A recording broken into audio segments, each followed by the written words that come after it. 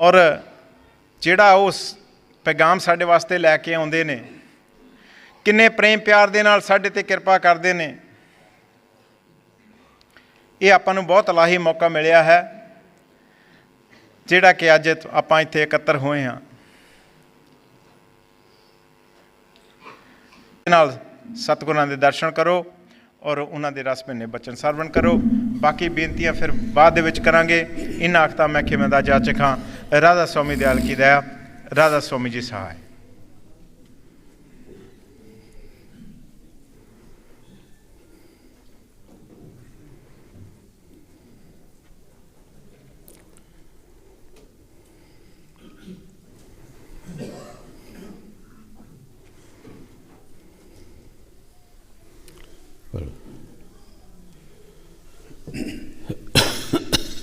बाणी स्वामी जी महाराज बचन 31वां शब्द 9।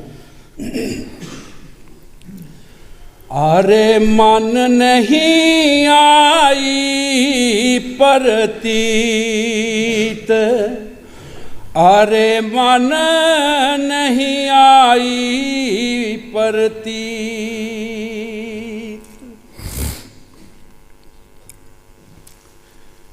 ये बाणी स्वामी जी महाराज दी है। संतां दी बाणी सांझी आउंदी है।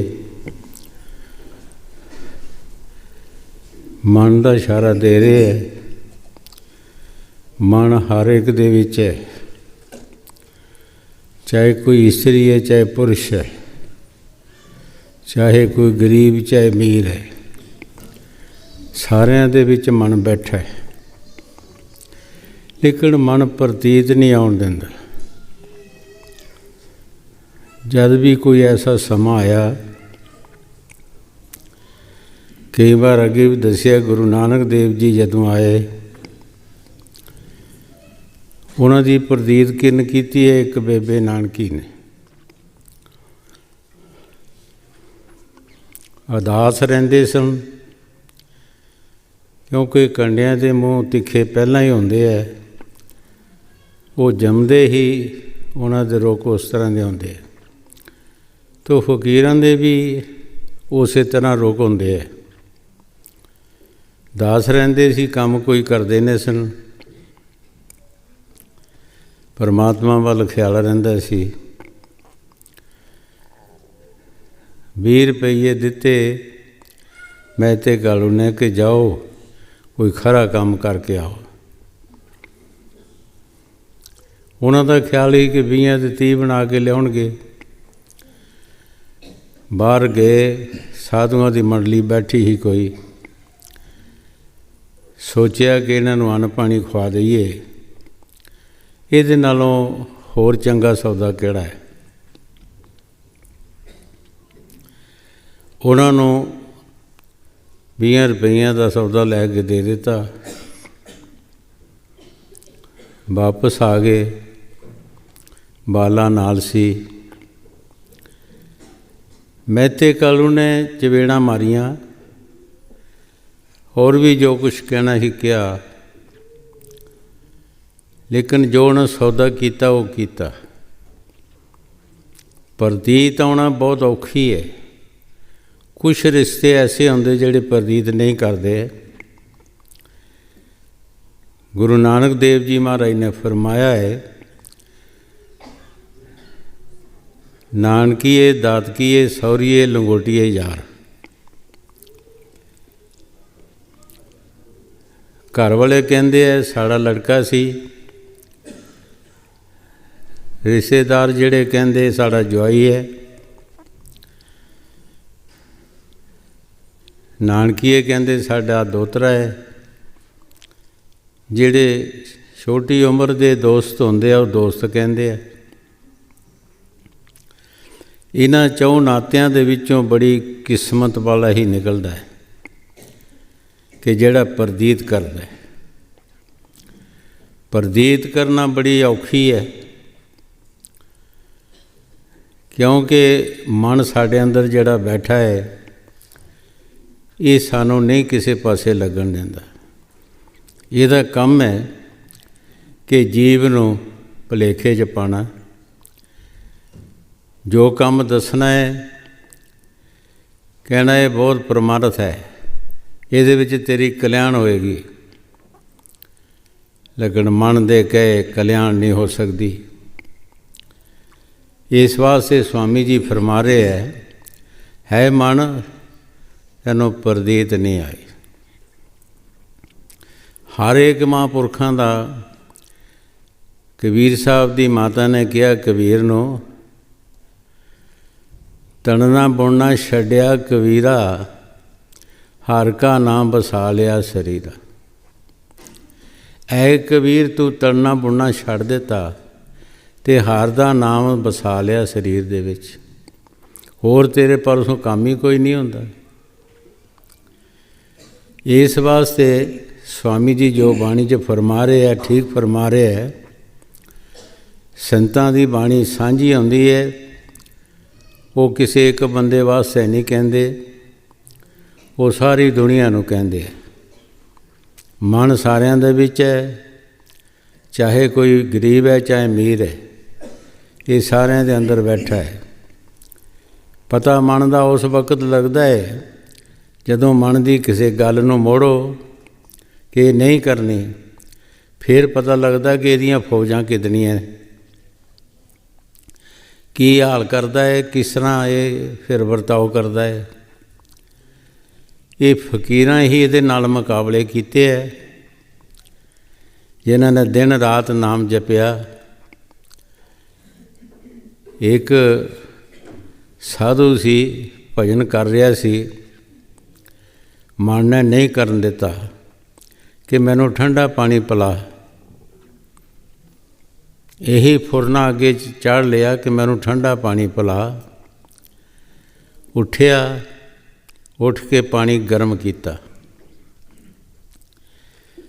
ਜਿਹੜੇ ਕੰਮ ਕਰਦੇ ਆ ਉਹ ਅੜ ਵੀ ਜਾਂਦੇ ਹੈ ਮਨ ਤੈਨੂੰ 1 ਸਾਲ ਮੈਂ ਗਰਮ ਪਾਣੀ ਪਿਲਾਵਾਂਗਾ, ਤੂੰ ਠੰਡਾ ਮੰਗਿਆ ਤੈਨੂੰ ਗਰਮ ਪਿਲਾਵਾਂਗਾ 1 ਸਾਲ ਵਾਸਤੇ। ਅੱਜ ਤੂੰ ਠੰਡਾ ਮੰਗਿਆ, ਕੱਲ੍ਹ ਨੂੰ ਕੁਛ ਹੋਰ ਮੰਗੇਗਾ। ਤੇਰੀਆਂ ਡਿਮਾਂਡਾਂ ਪੂਰੀਆਂ ਨਹੀਂ ਹੋ ਸਕਦੀਆਂ ਮੇਰੇ ਪਾਸ, ਮੈਂ ਤੈਨੂੰ ਗਰਮ ਪਾਣੀ ਪਿਲਾਵਾਂਗਾ। ਸੋ ਇਸ ਮਨ ਨੂੰ ਕਾਬੂ ਕਰਨਾ ਜਿਹੜਾ ਫਕੀਰਾਂ ਕੀਤਾ ਹੈ, ਉਹਨਾਂ ਨੂੰ ਪਤਾ ਹੈ ਕਿ ਕਿਸ ਤਰੀਕੇ ਨਾਲ ਇਹ ਕਾਬੂ ਆਉਂਦਾ ਹੈ। ਇਹ ਆਪਣੀ ਗੱਲ ਮਨਾਉਂਦਾ ਹੈ, ਸਤਿਗੁਰ ਦੀ ਨਹੀਂ ਮੰਨਦਾ। ਕਹਿੰਦਾ ਮੇਰੀ ਪ੍ਰਤੀਤ ਕਰੋ, ਜੋ ਮੈਂ ਕਹਿਣਾ ਸੋ ਕਰੋ। ਜੋ ਸਤਿਗੁਰ ਕਹਿੰਦਾ ਉਹਦੇ ਬਾਰੇ ਨਹੀਂ, ਇਹ ਕਹਿੰਦੇ ਨਹੀਂ, ਇਹ ਨਹੀਂ, ਮੇਰੀ ਗੱਲ ਕਰੋ। ਹਾਂਜੀ। ਅਰੇ ਮਨ ਨਹੀਂ ਆਈ ਪ੍ਰਤੀਤ, ਗੁਰ ਕੀ ਨਹੀਂ ਆਈ ਪ੍ਰਤੀਤ,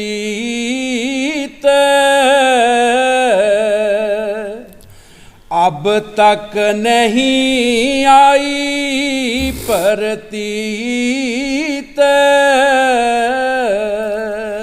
गुरु साहब जी मन नूं फरमा रहे है कि है मन तैनूं प्रतीत नहीं आई।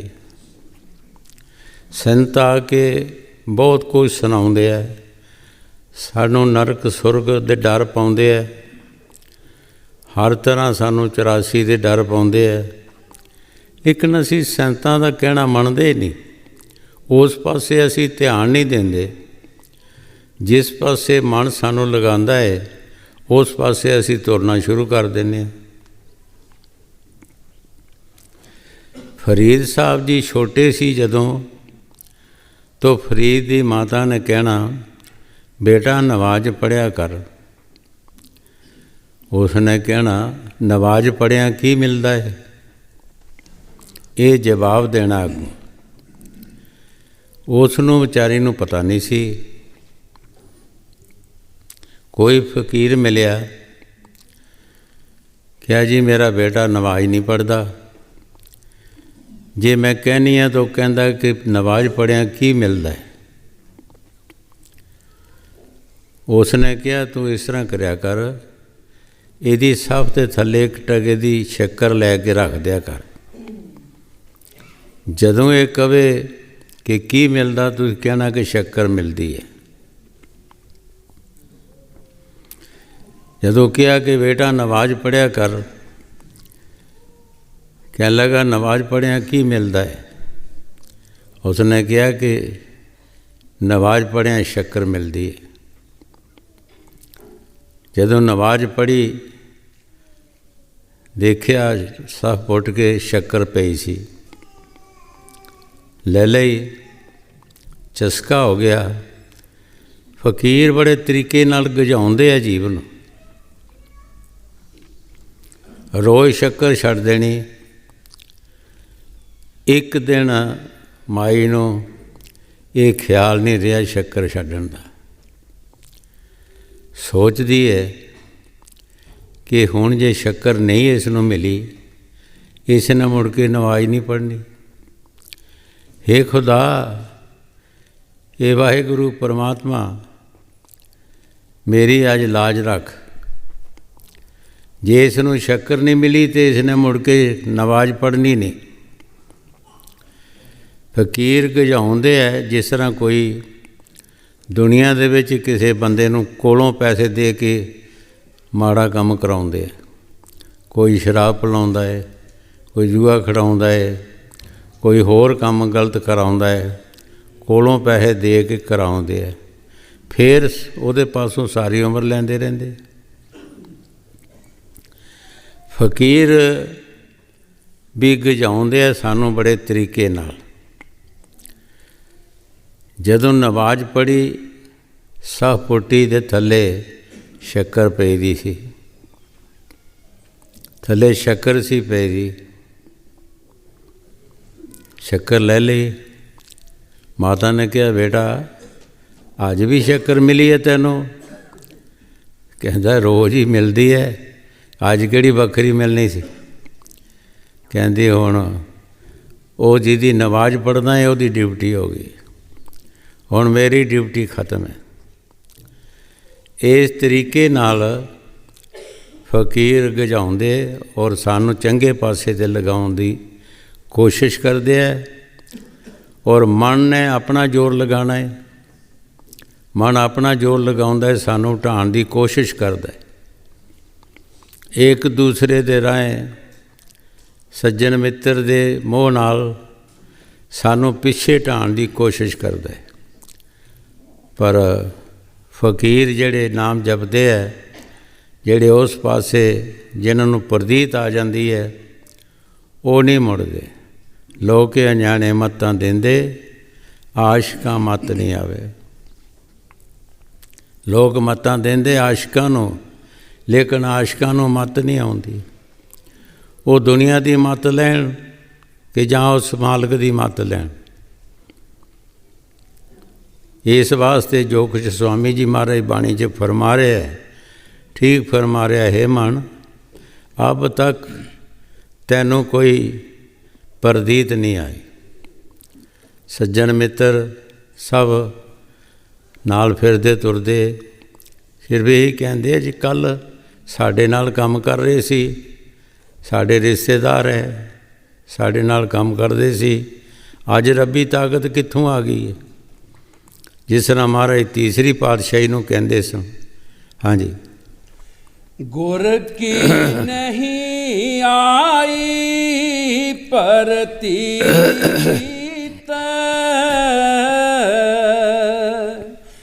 ਅਬ ਤੱਕ ਨਹੀਂ ਆਈ ਪ੍ਰਤੀਤ, ਬਹੁਤ ਤੱਕ ਪਰਮਾ ਜਗਤ ਪਰਮ में नहीं की ना मन मीत। ਗੁਰੂ ਸਾਹਿਬ ਜੀ ਬੜੇ ਪਿਆਰ ਦੇ ਨਾਲ ਫਰਮਾ ਰਹੇ ਹੈ ਕਿ ਇਹ ਮਨ ਮਿੱਤਰ ਕਿਸੇ ਦਾ ਬਣਿਆ ਹੀ ਨਹੀਂ, ਨਾ ਇਸ ਨੇ ਬਣਨਾ ਹੈ, ਨਾ ਇਹ ਬਣ ਸਕਦਾ ਹੈ। ਅਸੀਂ ਇਸ ਨੂੰ ਬਣਾਉਣਾ ਚਾਹੁੰਦੇ ਹਾਂ, ਲੇਕਿਨ ਇਹ ਕਿਸੇ ਦਾ ਮਿੱਤਰ ਨਹੀਂ ਬਣਦਾ। ਇਸ ਨੇ ਆਪਣੀ ਠੱਗੀ ਕਰਨੀ ਹੀ ਕਰਨੀ ਹੈ। ਇਹ ਜੀਵ ਨੂੰ ਚੰਗੇ ਪਾਸਿਓਂ ਮਾੜੇ ਪਾਸੇ 'ਤੇ ਲਗਾਉਣਾ ਹੈ। ਇਹ ਇਸ ਦਾ ਕੰਮ ਹੈ। ਹਾਂਜੀ। ਬਹੁਤ ਤੱਕ ਪਰਮਾ ਜਗਤ ਪਰਮ में नहीं कीना मन मीत गुर संग रहता सत संग करता चरनामृत पी खाता सीत। ਗੁਰੂ ਸਾਹਿਬ ਜੀ ਬੜੇ ਪਿਆਰ ਦੇ ਨਾਲ ਫਰਮਾ ਰਿਹਾ ਹੈ ਕਿ ਸਤਿਗੁਰ ਦੇ ਸੰਗ ਵੀ ਰਹਿੰਦਾ ਹੈ, ਇਹ ਉਹਨਾਂ ਪਾਸੋਂ ਪ੍ਰਸ਼ਾਦੀਆਂ ਵੀ ਖਾਂਦਾ ਹੈ, ਚਰਨਾਮ੍ਰਿਤ ਵੀ ਪੀਂਦਾ ਹੈ, ਸਭ ਕੁਝ ਕਰਦਾ ਹੈ, ਲੇਕਿਨ ਪ੍ਰਦੀਤ ਨਹੀਂ ਕਰਦਾ। ਜਦੋਂ ਵੀ ਮਨ ਦੀ ਮਰਜ਼ੀ ਹੈ ਹੋਰ ਨਮਾਣੇ ਇਸ ਨੂੰ ਮੋੜ ਲੈਂਦਾ ਹੈ। ਜਿੱਧਰ ਮਨ ਲੈਂਦਾ ਹੈ, ਜਿਹੜੀ ਸਲਾਹ ਦੱਸਦਾ ਹੈ ਮਨ, ਸੋ ਅਸੀਂ ਕਰਦੇ ਹੈਗੇ। ਹਾਂਜੀ।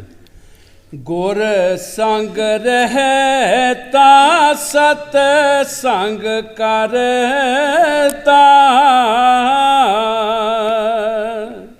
ਚਰਨਾਮ੍ਰਿਤ ਪੀ ਖਾਤਾ ਸੀਤ।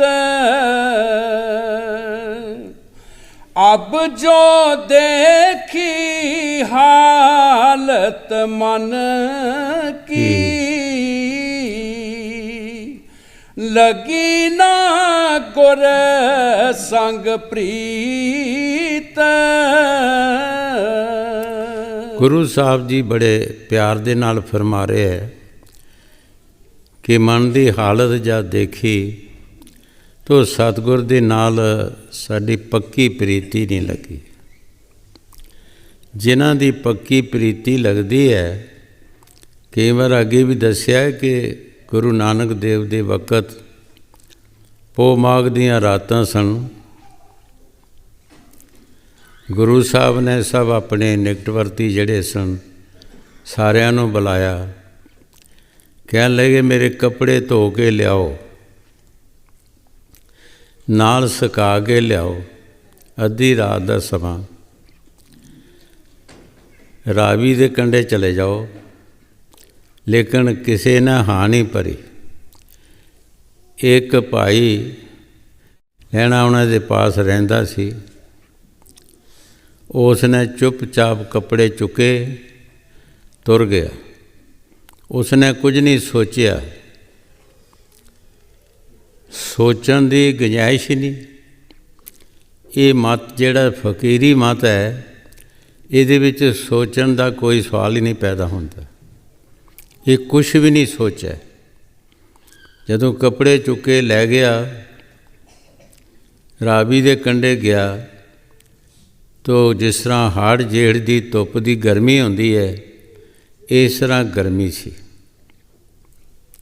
ਕੱਪੜੇ ਸਾਫ਼ ਕੀਤੇ, ਤੈਅ ਕਰਕੇ ਲੈ ਕੇ ਆ ਰਿਹਾ ਸੀ। ਫਿਰ ਆ ਕੇ ਸ਼ਹਿਰ 'ਚ ਦੇਖਿਆ ਰਾਤ ਬੜੀ ਹੁੰਦੀ ਹੈ। ਆ ਕੇ ਦਰਵਾਜ਼ਾ ਇੱਦਾਂ ਟਕੋਰਿਆ। ਗੁਰੂ ਸਾਹਿਬ ਨੇ ਅੰਦਰੋਂ ਆਵਾਜ਼ ਦਿੱਤੀ ਕਿ ਤੂੰ ਕੌਣ ਹੈ? ਚੁੱਪ ਕਰ ਗਿਆ। ਅੰਦਰ ਪਿਆਰ ਸੀ।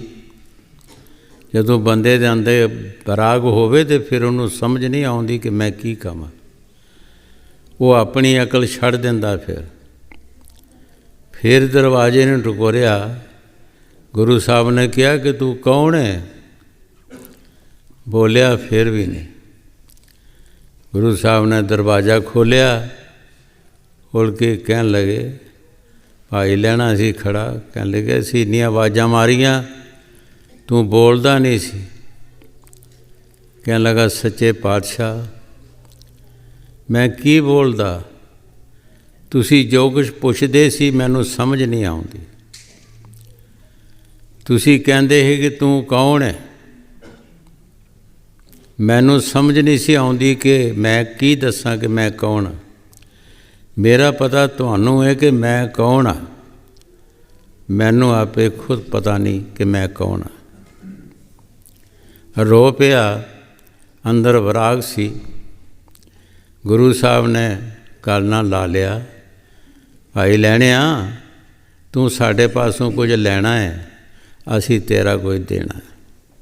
ਗੁਰਗੱਦੀ ਵੀ ਉਹਨਾਂ ਨੂੰ ਦੇ ਦਿੱਤੀ, ਸਾਧ ਸੰਗਤ ਦੀ ਸੇਵਾ ਵੀ ਬਖਸ਼ ਦਿੱਤੀ। ਭਾਈ ਜਿਨ੍ਹਾਂ ਨੂੰ ਪ੍ਰਤੀਤ ਆਉਂਦੀ ਹੈ ਉਹ ਆਪਣੀ ਅਕਲ ਨੂੰ ਛੱਡਦੇ ਹੈ, ਇਸ ਮਨ ਦੀ ਅਕਲ ਨੂੰ ਨਹੀਂ ਲੈਂਦੇ, ਉਹ ਮੁਰਸ਼ਦ ਦੀ ਅਕਲ ਨੂੰ ਮੰਨਦੇ ਹੈ। ਸਭ ਕੁਝ ਹੁੰਦੇ ਹੋਏ ਵੀ ਅਣਜਾਣ ਬਣ ਜਾਂਦੇ ਹੈ।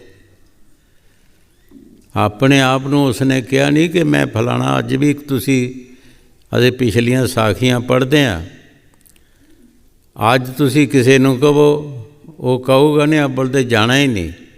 ਜੇ ਗਿਆ ਵੀ ਹੋਵੇਗਾ ਤਾਂ ਕਹੇਗਾ ਨੇ ਵੀ ਹੁਣੇ ਤੁਸੀਂ ਭੇਜਿਆ, ਹੁਣੇ ਮੈਨੂੰ ਕਹਿੰਦੇ ਕੌਣ ਹੈਗਾ। ਦੇਖੋ ਕਿੱਡੀ ਉੱਚੀ ਸੋਚ ਸਮਝ ਆ ਗਈ ਕਿ ਮਨ ਦੀ ਅਕਲ ਨਹੀਂ ਲਈ, ਚੁੱਪ ਰਿਹਾ, ਬਰਾਗ ਸੀ ਅੰਦਰ, ਰੋ ਪਿਆ। ਗੁਰੂ ਸਾਹਿਬ ਨੂੰ ਕਿਹਾ ਕਿ ਮੈਨੂੰ ਨਹੀਂ ਸੀ ਸਮਝ ਆਉਂਦੀ, ਮੈਂ ਕੀ ਕਹਿੰਦਾ, ਮੇਰਾ ਪਤਾ ਤੁਹਾਨੂੰ ਹੈ ਕਿ ਮੈਂ ਕੌਣ ਹਾਂ। ਉਸੇ ਵੇਲੇ ਗੁਰੂ ਸਾਹਿਬ ਨੇ ਗੱਲ ਨਾਲ ਲਾ ਲਿਆ। ਜਿਨ੍ਹਾਂ ਨੂੰ ਪ੍ਰਤੀਤ ਆਉਂਦੀ ਹੈ ਉਹਨਾਂ ਨੂੰ ਆ ਵੀ ਜਾਂਦੀ ਹੈ। ਇਹ ਨਹੀਂ ਕੋਈ ਦੁਨੀਆ ਖਾਲੀ ਨਹੀਂ, ਕਿਸੇ ਪਿੱਛੇ ਜਿਵੇਂ ਸ਼ਮਾਨ ਖੜਾ ਹੈਗਾ, ਸਾਰੀ ਦੁਨੀਆ ਇੱਕੋ ਜਿਹੀ ਨਹੀਂ ਹੈਗੀ। ਹਾਂਜੀ। ਅਬ ਜੋ ਦੇਖੀ ਹਾਲਤ ਮਨ ਕੀ, ਲਗੀ ਨਾ ਗੁਰ ਸੰਗ ਪ੍ਰੀਤ, ਧੋਖਾ ਦੇਤ ਰਹਾ ਮਨ ਪਾਜੀ, ਗਹੀ ਨਾ ਗੁਰ ਕੀ ਰੀਤ। ਦੇਖੋ ਸਵਾਮੀ ਜੀ ਮਹਾਰਾਜ ਸਾਨੂੰ ਬੜੇ ਤਰੀਕੇ ਨਾਲ ਸਮਝਾ ਰਹੇ ਹੈ। ਭਾਈ ਇਹ ਮਨ ਧੋਖਾ ਦੇ ਰਿਹਾ ਜੇ, ਲੱਗੀ ਨਹੀਂ ਸਤਿਗੁਰ ਨਾਲ ਪ੍ਰੀਤ। ਤੁਹਾਡੀ ਪ੍ਰੀਤੀ ਸਤਿਗੁਰ ਦੇ ਨਾਲ ਹੋਣੀ ਚਾਹੀਦੀ ਹੈ। ਇਹ ਮਨ ਧੋਖਾ ਦੇ ਰਿਹਾ, ਅੱਜ ਵੀ ਇਸ ਨੇ ਧੋਖਾ ਦੇਣਾ, ਕੱਲ੍ਹ ਵੀ ਇਸ ਨੇ ਦੇਣਾ। ਬਿਰਧ ਅਵਸਥਾ ਵਿੱਚ ਵੀ, ਜੋਬਨ ਅਵਸਥਾ ਵਿੱਚ ਵੀ, ਬਚਪਨ 'ਚ ਵੀ ਇਹ ਧੋਖਾ ਹੀ ਦਿੰਦਾ ਹੈਗਾ। ਇਹ ਕਦੇ ਵੀ ਹਰ ਇਨਸਾਨ ਦੇ, ਕੋਈ ਵੀ ਇਨਸਾਨ ਹੈ, ਕਦੀ ਵੀ ਕਿਸੇ ਦੇ ਫਾਇਦੇ ਵਾਸਤੇ ਨਹੀਂ ਕਹਿੰਦਾ ਹੈ। ਹਾਂਜੀ। ਧੋਖਾ ਦੇਤ ਰਹਾ ਮਨ ਪਾਜੀ, ਗਹੀ ਨਾ ਗੁਰ ਕੀ ਰੀਤ। ਇਹ ਸਤਿਗੁਰ ਦੀ ਰੀਤੀ 'ਤੇ ਚਲਿਆ ਨਹੀਂ। ਜੋ ਸਤਿਗੁਰ ਦੀ ਰੀਤ ਸੀ, ਜੋ ਸਤਿਗੁਰ ਦੀ ਲਾਈਨ ਸੀ, ਉਹ ਲੈਣ ਨੂੰ ਛੱਡ ਦਿੱਤਾ। ਕਈ ਵਾਰ ਅੱਗੇ ਬਾਰੇ ਦੱਸਿਆ ਹੈ ਕਿ ਲੈਣ ਦੇ ਉੱਤੇ ਗੱਡੀ ਚੱਲਦੀ ਹੈ, ਜਦੋਂ ਲੈਣ ਤੋਂ ਥੱਲੇ ਚਲਾ ਜਾਂਦੀ ਹੈ, ਹਜ਼ਾਰਾਂ ਬੰਦਿਆਂ ਦਾ ਨੁਕਸਾਨ ਹੋ ਜਾਂਦਾ, ਹਜ਼ਾਰਾਂ ਮਸ਼ੀਨਰੀ ਦੇ ਨੁਕਸਾਨ ਹੋ ਜਾਂਦੇ ਹੈ, ਕਿਉਂਕਿ ਲੈਣ ਦੇ ਬਿਨਾਂ ਚੱਲ ਨਹੀਂ ਸਕਦੇ। ਅਸੀਂ ਵੀ ਸਤਿਗੁਰ ਦੀ ਲੈਣ ਨੂੰ ਛੱਡ ਦਿਆਂਗੇ ਤਾਂ ਸਾਡਾ ਵੀ ਨੁਕਸਾਨ ਬੇਵਾਹ ਹੈ। ਸਾਡਾ ਨੁਕਸਾਨ ਇੰਨਾ ਹੈ ਕਿ ਜਿਸ ਦਾ ਕੋਈ ਹਿਸਾਬ ਨਹੀਂ, ਕੋਈ ਜ਼ਿੰਮੇਵਾਰ ਨਹੀਂ ਸਾਡਾ। ਸਾਨੂੰ 84 'ਤੇ ਜਾਣਾ ਪਏਗਾ। 84 ਦੇ ਕੁੱਤੇ ਬਿੱਲੇ ਕੀੜੇ ਮਕੌੜੇ ਪਸ਼ੂ ਪਰਿੰਦੇ ਭੂਤ ਪ੍ਰੇਤ ਬਣਨਾ ਪਏਗਾ। ਉਹ 84 ਬਹੁਤ ਬੜਾ ਬਣ ਹੈ, ਜਿਹਦੇ ਵਿੱਚੋਂ ਨਿਕਲਣਾ ਬੜਾ ਔਖਾ ਹੈਗਾ। ਹਾਂਜੀ। ਧੋਖਾ ਦੇਤ ਰਹਾ ਮਨ ਪਾਜੀ, ਗਹੀ ਨਾ ਗੁਰ ਕੀ ਰੀਤ। ਗੁਰ ਨੇ ਪਰਖ ਕਰੀ ਕੁਛ ਮਨ ਕੀ, ਛੋੜ ਚਲਾ ਸੰਗੀਤ। ਗੁਰੂ ਸਾਹਿਬ ਜੀ ਬੜੇ ਪਿਆਰ ਦੇ ਨਾਲ ਫਰਮਾ ਰਹੇ ਹੈ ਕਿ ਸਤਿਗੁਰ ਜਦੋਂ ਥੋੜ੍ਹੀ ਬਹੁਤੀ ਪ੍ਰੀਖਿਆ ਲੈਂਦਾ ਹੈ ਸਾਡੀ, ਤਾਂ ਅਸੀਂ ਸਤਿਗੁਰ ਦਾ ਸੰਗ ਛੱਡਦੇ ਨੇ, ਅਸੀਂ ਸਾਧ ਸੰਗਤ ਛੱਡ ਦਿੰਦੇ ਹਾਂ, ਅਸੀਂ ਸਤਿਗੁਰ ਦੇ ਨਾਲ ਉਹ ਪਿਆਰ ਹੀ ਨਹੀਂ ਰੱਖਦੇ, ਅਸੀਂ ਬਿਲਕੁਲ ਹੀ ਆਪਣੇ ਆਪ ਨੂੰ ਕਿਨਾਰਾ ਕਸ਼ ਕਰ ਦਿੰਦੇ ਹਾਂ। ਕੀ ਹੋਏਗਾ? ਸਤਿਗੁਰ ਸਾਡੀ ਪ੍ਰੀਖਿਆ ਕਰਦਾ ਹੈ, ਸਾਡੀ ਦੇਖਦਾ ਹੈ ਵੀ ਕਿਸ ਤਰ੍ਹਾਂ ਦਾ ਇਹਨਾਂ ਦਾ ਪਿਆਰ ਹੈ, ਕਿਉਂਕਿ ਸਾਰੇ ਫਕੀਰ ਜਿਤਨੇ ਵੀ ਦੁਨੀਆ 'ਚ ਆਏ ਹੈ, ਉਹ ਦੌਲਤ ਜਿਹੜੀ ਹੈ ਉਹ ਐਵੇਂ ਨਹੀਂ ਦੇ ਦੇਣੀ ਕਿਸੇ ਨੇ, ਉਹ ਦੇਖਣਾ ਕਿ ਕਿਆ ਇਹ ਭਾਂਡਾ ਕੋਈ ਇਹਦੇ 'ਚ ਦੌਲਤ ਪੈ ਵੀ ਸਕਦੀ ਹੈ ਕਿ ਜਾਂ ਨਹੀਂ। ਬਾਬੇ ਫਰੀਦ ਨੇ ਇਸੇ ਵਾਸਤੇ ਕਿਹਾ, ਕੰਧੀ ਉੱਤੇ ਰੁੱਖੜਾ ਕਬ ਤੱਕ ਬੰਨੇ ਧੀਰ, ਕੱਚੇ ਭਾਂਡੇ ਪਾਈਏ ਕਿੰਨਾ ਕੁ ਚਿਰ ਠਹਿਰੇ ਨੀਰ। ਕੱਚੇ ਭਾਂਡੇ ਦੇ ਵਿੱਚ ਕੋਈ ਅੱਛੀ ਵਸਤੂ ਨਹੀਂ ਪਾ ਸਕਦਾ। ਇਸੇ ਤਰ੍ਹਾਂ ਸਾਡਾ ਭਾਂਡਾ ਜਿਹੜਾ ਹੈ ਇਹ ਵੀ ਕੱਚਾ ਹੈ। ਇਹਦੇ ਬਾਰੇ ਗੁਰੂ ਸਾਹਿਬ ਜੀ ਫਰਮਾਉਂਦੇ, ਕੱਚਿਓਂ ਹੋ ਪੱਕਾ ਕਰ ਭਗਤੀ, ਕੱਚਿਓਂ ਹੋ ਪੱਕਾ ਕਰ ਭਗਤੀ। ਸਾਡੇ ਪੱਕੇ ਹੋਣ ਦਾ ਤਰੀਕਾ ਹੈ ਕਿ ਭਗਤੀ ਕਰੋ, ਈਸ਼ਵਰ ਦਾ ਨਾਮ ਜਪੋ।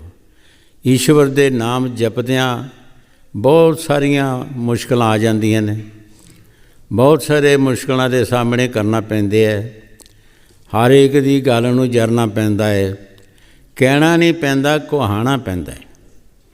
ਜੋ ਕਵੇ ਕੋਈ ਉਸ ਨੂੰ ਜਰਨਾ ਹੈ, ਆਪਾਂ ਨਹੀਂ ਕੁਛ ਕਹਿ ਸਕਦੇ, ਤਦ ਸਾਡਾ ਭਾਂਡਾ ਪੱਕੇਗਾ, ਨਹੀਂ ਤਾਂ ਭਾਂਡਾ ਨਹੀਂ ਪੱਕ ਸਕਦਾ। ਜੇ ਇੱਕ ਨੇ ਕਹੀ ਇੱਕ ਗੱਲ ਅੱਗੋਂ ਦੋ ਆ ਗਈਆਂ, ਤਿੰਨ ਆ ਗਈਆਂ, ਕੀ ਪੱਕਿਆ?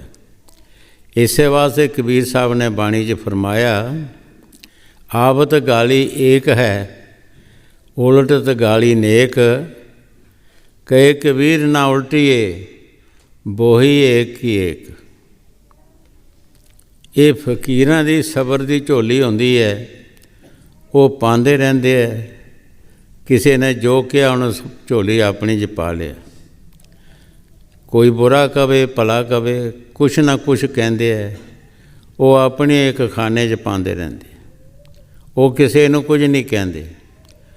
ਉਸ ਸਟੀਮ ਦੇ ਨਾਲ ਇਹ ਭਾਂਡਾ ਪੱਕਦਾ ਹੈ, ਇਹਦੇ 'ਚ ਜਰਨ ਦਾ ਮਾਦਾ ਬਣ ਜਾਂਦਾ ਹੈ, ਇਹਦੇ ਵਿੱਚ ਫਿਰ ਬਹੁਤ ਬੜੀ ਤਾਕਤ ਬਣ ਜਾਂਦੀ ਹੈ। ਜਿਸ ਤਰ੍ਹਾਂ ਰੂੜੀ ਦੇ ਉੱਤੇ ਅਸੀਂ ਸੁੱਟਦੇ ਹਾਂ ਨਾ ਘਰ ਦਾ ਗੰਦ ਮੁੰਦ, ਜੋ ਮਾੜੀ ਚੀਜ਼ ਹੁੰਦੀ ਹੈ ਰੂੜੀ 'ਤੇ ਸੁੱਟਦੇ ਹਾਂ। ਜਦੋਂ ਰੂੜੀ ਲੋੜ ਹੁੰਦੀ ਹੈ, ਸਾਨੂੰ ਪਤਾ ਹੁੰਦਾ ਕਿ ਰੂੜੀ ਹੁਣੇ ਗਰ ਗਈ ਹੈ, ਇਹ ਖੇਤਾਂ 'ਚ ਪਾਉਣ ਵਾਸਤੇ ਬਣ ਗਈ ਹੈ, ਅਸੀਂ ਉਸੇ ਰੂੜੀ ਨੂੰ ਸਿਰੇ ਚੁੱਕ ਕੇ ਖੇਤਾਂ ਦੇ ਵਿੱਚ ਜਾ ਕੇ ਪਾਉਂਦੇ ਹਾਂ। ਔਰ ਜਿੱਥੇ ਉਹ ਰੂੜੀ ਪਈ ਹੋਵੇਗੀ, ਉਹ ਦੱਸ ਦੇਗੀ ਕਿ ਮੈਂ ਪਈ ਹਾਂ। ਬੜਾ ਅਮੀਰ ਕੋਈ ਹੋਏਗਾ, ਉਹ ਘਿਓ ਦੇ ਕਨਸਤਰ ਸੁੱਟ ਦੇਗਾ ਪੈਲੀ ਆਪਣੀ 'ਚ, ਕਿਆ ਉਹਦਾ ਫਸਲ ਜ਼ਿਆਦਾ ਹੋ ਸਕਦਾ ਹੈ? ਉਸ ਰੂੜੀ ਦੇ ਨਾਲ ਕੋਈ ਵੀ ਦੁਨੀਆ ਦੀ ਤਾਕਤ ਮੁਕਾਬਲਾ ਨਹੀਂ ਕਰ ਸਕਦੀ, ਕਿਉਂਕਿ ਉਹਦੇ 'ਚ ਸਟੀਮ ਐਸੀ ਬਣ ਜਾਂਦੀ ਹੈ, ਤਾਕਤ ਬਣ ਜਾਂਦੀ ਹੈ। ਇਸੇ ਤਰ੍ਹਾਂ ਫਕੀਰਾਂ ਦੇ ਵਿੱਚ ਵੀ ਉਹ ਤਾਕਤ ਤਾਂ ਬਣਦੀ ਹੈ ਕਿ ਹਰ ਇੱਕ ਦੀ ਗੱਲ ਨੂੰ ਜਰੀ ਜਾਓ। ਜਦੋਂ ਰਾਂਝੇ ਨੂੰ ਨਾਮ ਦਿੱਤਾ ਹੈ ਬਾਲੇ ਨਾਥ ਨੇ, ਤੇ ਉਹਨਾਂ ਕਿਹਾ, ਜਦੋਂ ਰਹਿਤਾਂ ਦੱਸੀਆਂ ਤੇ ਰਾਂਝਾ ਕਹਿਣ ਲੱਗਾ, ਇਹ ਗੱਲ ਤੇ ਮਾੜੀ ਹੈ, ਇਹ ਸਾਡੇ ਕੋਲੋਂ ਤਾਂ ਨਹੀਂ ਹੋਣੀ। ਲੋਕੀ ਦੇਣ ਗਾਲੀ, ਅਸੀਂ ਚੁੱਪ ਕਰੀਏ, ਐਡੇ ਸਬਰ ਦੇ ਪੈਰ ਕਿਸ ਤੋਂ ਹੋਣੇ ਨੇ ਕਿ ਲੋਕੀ ਗਾਲਾਂ ਦੇਣਗੇ ਤੇ ਅਸੀਂ ਚੁੱਪ ਕਰਾਂਗੇ? ਇਹ ਸਾਡੇ ਕੋਲੋਂ ਗੱਲ ਤਾਂ ਨਹੀਂ ਬਣਨੀ ਭਾਈ। ਤਦ ਹੀ ਇਹਦੇ ਅੰਦਰ ਸਟੀਮ ਬਣੇਗੀ, ਤਦ ਇਹਦੇ ਅੰਦਰ ਉਹ ਤਾਕਤ ਬਣੇਗੀ। ਜਦ ਤੱਕ ਇਹ ਚੱਲਦਾ ਨਹੀਂ, ਦੁਨੀਆ ਦੀ ਅੱਗ 'ਚ ਪੱਕਦਾ ਨਹੀਂ ਹੈ, ਕੱਚਾ ਭਾਂਡਾ ਹੈ। ਬਾਣੀ 'ਚ ਇਹੀ ਦੱਸਿਆ ਕਿ ਕੱਚਿਓਂ ਹੋ ਪੱਕਾ ਕਰ ਭਗਤੀ, ਭਗਤੀ ਕਰ, ਭਗਤੀ ਦੇ ਵਿੱਚ ਜੋ ਤੈਨੂੰ ਸ਼ਰਦ ਗਰਮ ਆਉਂਦਾ ਉਹਨੂੰ ਜਰ ਜੋ ਵੀ ਕਹਿੰਦਾ ਹੈ ਉਹ ਪੱਕਣਾ ਹੁੰਦਾ ਹੈਗਾ। ਫਿਰ ਉਹ ਜੋ ਮਰਜ਼ੀ ਕਹੇ ਉਹਨਾਂ ਨੂੰ ਕੋਈ ਪਰਵਾਹ ਹੀ ਨਹੀਂ ਹੁੰਦੀ ਹੈਗੀ। ਉਹ ਤਾਂ ਇਸ ਤਰ੍ਹਾਂ ਹੁੰਦਾ ਜਿੱਦਾਂ ਹਾਥੀ ਪਿੰਡ 'ਚ ਲੰਘ ਜਾਂਦਾ ਅਤੇ ਬਾਕੀ ਲੋਕ ਵੀ ਰੌਲਾ ਪਾਉਂਦੇ, ਕੁੱਤੇ ਵੀ ਭੌਂਕਦੇ ਹੈਗੇ, ਉਹਨੂੰ ਹਾਥੀ ਨੂੰ ਕੋਈ ਪਤਾ ਹੀ ਨਹੀਂ ਹੁੰਦਾ। ਵੀ ਫਕੀਰਾਂ ਦੇ ਅੰਦਰ ਉਹ ਤਾਕਤ ਬਣ ਜਾਂਦੀ ਹੈ। ਇਸ ਵਾਸਤੇ ਗੁਰੂ ਸਾਹਿਬ ਜੀ ਜੋ ਬਾਣੀ 'ਚ ਫਰਮਾ ਰਹੇ ਹੈ, ਠੀਕ ਫਰਮਾ ਰਹੇ ਹੈ ਕਿ ਮਨ ਜਿਹੜਾ ਇਹ ਪ੍ਰਤੀਤ ਨਹੀਂ ਕਰਦਾ, ਇਹ ਮਨ ਆਪਣੀ ਗੱਲ ਮਨਾਉਂਦਾ ਹੈ, ਸਤਿਗੁਰ ਦੀ ਗੱਲ ਜਿਹੜੀ ਆ ਉਹਦੇ ਬਾਰੇ ਨਹੀਂ ਸੋਚਦਾ। ਹਾਂਜੀ। ਗੁਰ ਪਰਖ ਕਰੀ ਕੁਛ ਮਨ ਕੀ, ਛੋੜ ਚਲਾ ਸੰਗੀਤ, ਮਨ ਮੂਰਖ ਇਹ ਕਹਾ ਨਾ ਮਾਨੇ,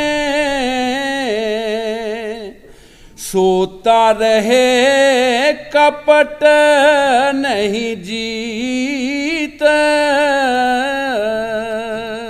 ਗੁਰੂ ਸਾਹਿਬ ਜੀ ਬੜੇ ਪਿਆਰ ਦੇ ਨਾਲ ਫਰਮਾ ਰਹੇ ਹੈ ਕਿ ਮਨ ਜਿਹੜਾ ਇਹ ਇੰਨਾ ਮਸਤ ਹੋਇਆ ਹੈ, ਇਹ ਪ੍ਰਤੀਤ ਨਹੀਂ ਕਰਦਾ। ਜੋ ਸਤਿਗੁਰ ਕਹਿੰਦਾ ਹੈ ਉਸ ਗੱਲ ਦੀ ਕੋਈ ਪ੍ਰਤੀਤ ਨਹੀਂ ਕਰਦਾ। ਸਤਿਗੁਰ ਕਹਿੰਦਾ ਭਾਈ ਭਜਨ ਕਰ, ਈਸ਼ਵਰ ਦਾ ਨਾਮ ਜਪ, ਸਾਧ ਸੰਗਤ ਦੀ ਸੇਵਾ ਕਰ, ਲੇਕਿਨ ਉਹਦੇ ਬਾਰੇ ਮਨ ਜਿਹੜਾ ਹੈ ਉੱਧਰ ਜਾਣ ਹੀ ਨਹੀਂ ਦਿੰਦਾ। ਹਜ਼ੂਰ ਕਈ ਵਾਰ ਫਰਮਾਉਂਦੇ ਹੁੰਦੇ ਸੀ ਕਿ ਇੰਨੀ ਕਿਸਮਤ ਮਾੜੀ ਹੋ ਜਾਂਦੀ ਹੈ ਬੰਦੇ ਦੀ, ਗਲੀਆਂ 'ਚ ਬੈਠੇ ਰਹਿੰਦੇ ਆ, ਗੱਪਾਂ ਮਾਰਦੇ ਰਹਿੰਦੇ ਅੱਗੇ ਪਿੱਛੇ, ਯਾਨੀ ਸੰਗਤ 'ਚ ਬਹਿਣਾ ਬੜਾ ਔਖਾ। ਸੰਗਤ 'ਚ ਬਹਿਣਾ ਨਹੀਂ, ਗਲੀਆਂ 'ਚ ਗੱਪਾਂ ਮਾਰਦੇ ਰਹਿਣਾ, ਇੱਕ ਦੂਸਰੇ ਦੀ ਨਿੰਦਿਆ ਕਰਦੇ ਰਹਿਣਾ ਬੈਠ ਕੇ। ਹੋਰ ਕਰਮ ਅੱਗੇ ਮਾੜਾ ਹੁੰਦਾ, ਹੋਰ ਕਰਮ ਮਾੜਾ ਬਣਾ ਲੈਣਾ, ਲੇਕਿਨ ਸੰਗਤ ਵਿੱਚ ਨਹੀਂ ਬੈਠਣਾ। ਪਰ ਇੱਕ ਫਕੀਰ ਨੇ ਫਰਮਾਇਆ ਹੈ, ਰਲ ਕੇ ਬਹਿਣਾ ਸਮਝ ਗਲੀਮਤ, ਹੋਣੀ ਇੱਕ ਜਦਾਈ। ਭਾਈ ਐਂ ਤਾਂ ਸਾਡੀ ਜਦਾਈ ਹੋਣੀ ਹੈ, ਪਤਾ ਨਹੀਂ ਅਸੀਂ ਕਰਮਾਂ ਦੇ ਅਨੁਸਾਰ ਕਿੱਥੇ ਕਿੱਥੇ ਚਲੇ ਜਾਣਾ, ਕਿੱਧਰ ਕਿੱਧਰ ਅਸੀਂ ਚਲੇ ਜਾਣਾ ਹੈ ਕਰਮਾਂ ਦੇ ਅਨੁਸਾਰ। ਜੈਸੇ ਜੈਸੇ ਕਰਮ ਕਰਾਂਗੇ ਅਸੀਂ ਇਕੱਠੇ ਨਹੀਂ ਬਹਿਣਾ, ਫਿਰ ਨਾ ਅਸੀਂ ਇਕੱਠੇ ਬਹਿ ਸਕਦੇ ਹਾਂ, ਅਸੀਂ ਨਾ ਇਕੱਠਾ ਕੋਈ ਕਰਮ ਕਰਦੇ ਹਾਂ, ਪਤਾ ਨਹੀਂ ਕਿਹੜੇ ਕਰਮ ਨੇ ਸਾਨੂੰ ਕਿੱਧਰ ਲੈ ਜਾਣਾ ਹੈਗਾ। ਸੋ ਇਸ ਵਾਸਤੇ ਫਕੀਰ ਕਹਿੰਦੇ ਆ ਕਿ ਰਲ ਕੇ ਬੈਠੋ, ਬੈਠ ਕੇ ਸੋਚੋ ਕਿ ਅਸੀਂ ਕੀ ਕਰ ਰਹੇ ਹਾਂ ਅਤੇ ਸੰਤ ਸਾਨੂੰ ਕੀ ਦੱਸ ਰਿਹਾ ਹੈ। ਹਾਂਜੀ। मन मूर्ख ये कहा न माने, सोता रहे कपट नहीं जीत, क्यों कर मन को देऊं सचोटी, कुटुंब जगत की लजा कीत। ਗੁਰੂ ਸਾਹਿਬ ਜੀ ਬੜੇ ਪਿਆਰ ਨਾਲ ਸਮਝਾ ਰਹੇ ਹੈ ਕਿ ਕਿਸ ਤਰ੍ਹਾਂ ਅਸੀਂ ਇਹਨੂੰ ਸਮਝਾਈਏ। ਇਹਨੂੰ ਇੱਕ ਐਸੀ ਚਾਸ ਮਿਲੀ ਹੈ ਕਿ ਜਗਤ ਦੇ ਪਰਿਵਾਰ ਦੀ, ਸੱਜਣਾ ਮਿੱਤਰਾਂ ਦੀ, ਹਜ਼ਾਰਾਂ ਦੋਸਤਾਂ ਦੀ, ਐਸਾ ਇਹਦਾ ਮਨ ਫੈਲਿਆ, ਐਸਾ ਇਹ ਉਸ ਰੁੱਖ 'ਤੇ ਗਿਆ ਹੈ ਕਿ ਕੀ ਸਮਝਾਈਏ। ਜੋ ਸਤਿਗੁਰ ਦੱਸਦਾ ਹੈ ਉਹ ਅਸੀਂ ਕਰਦੇ ਹੀ ਨਹੀਂ। ਅਸੀਂ ਉਹ ਚਾਟ ਚੱਟ ਰਹੇ ਹਾਂ, ਉੱਧਰ ਜਾ ਰਹੇ ਹਾਂ, ਉਹ ਖੁਸ਼ੀਆਂ ਮਾਣ ਰਹੇ ਹਾਂ, ਲੇਕਿਨ ਸਤਿਗੁਰ ਦਾ ਕਹਿਣਾ ਨਹੀਂ ਮੰਨਦੇ। ਹਾਂਜੀ। क्यों कर मन को देऊं सचोटी,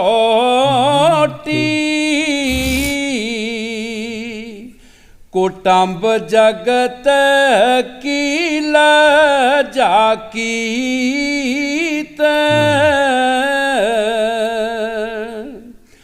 ਕੁਟੰਬ ਜਗਤ ਸੰਗ ਸਚਾ ਬਰਤੇ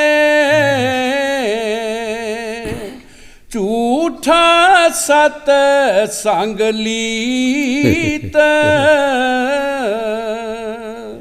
ਗੁਰੂ ਸਾਹਿਬ ਜੀ ਜੋ ਬਾਣੀ 'ਚ ਫਰਮਾ ਰਹੇ ਹੈ ਉਹ ਠੀਕ ਫਰਮਾ ਰਹੇ ਹੈ।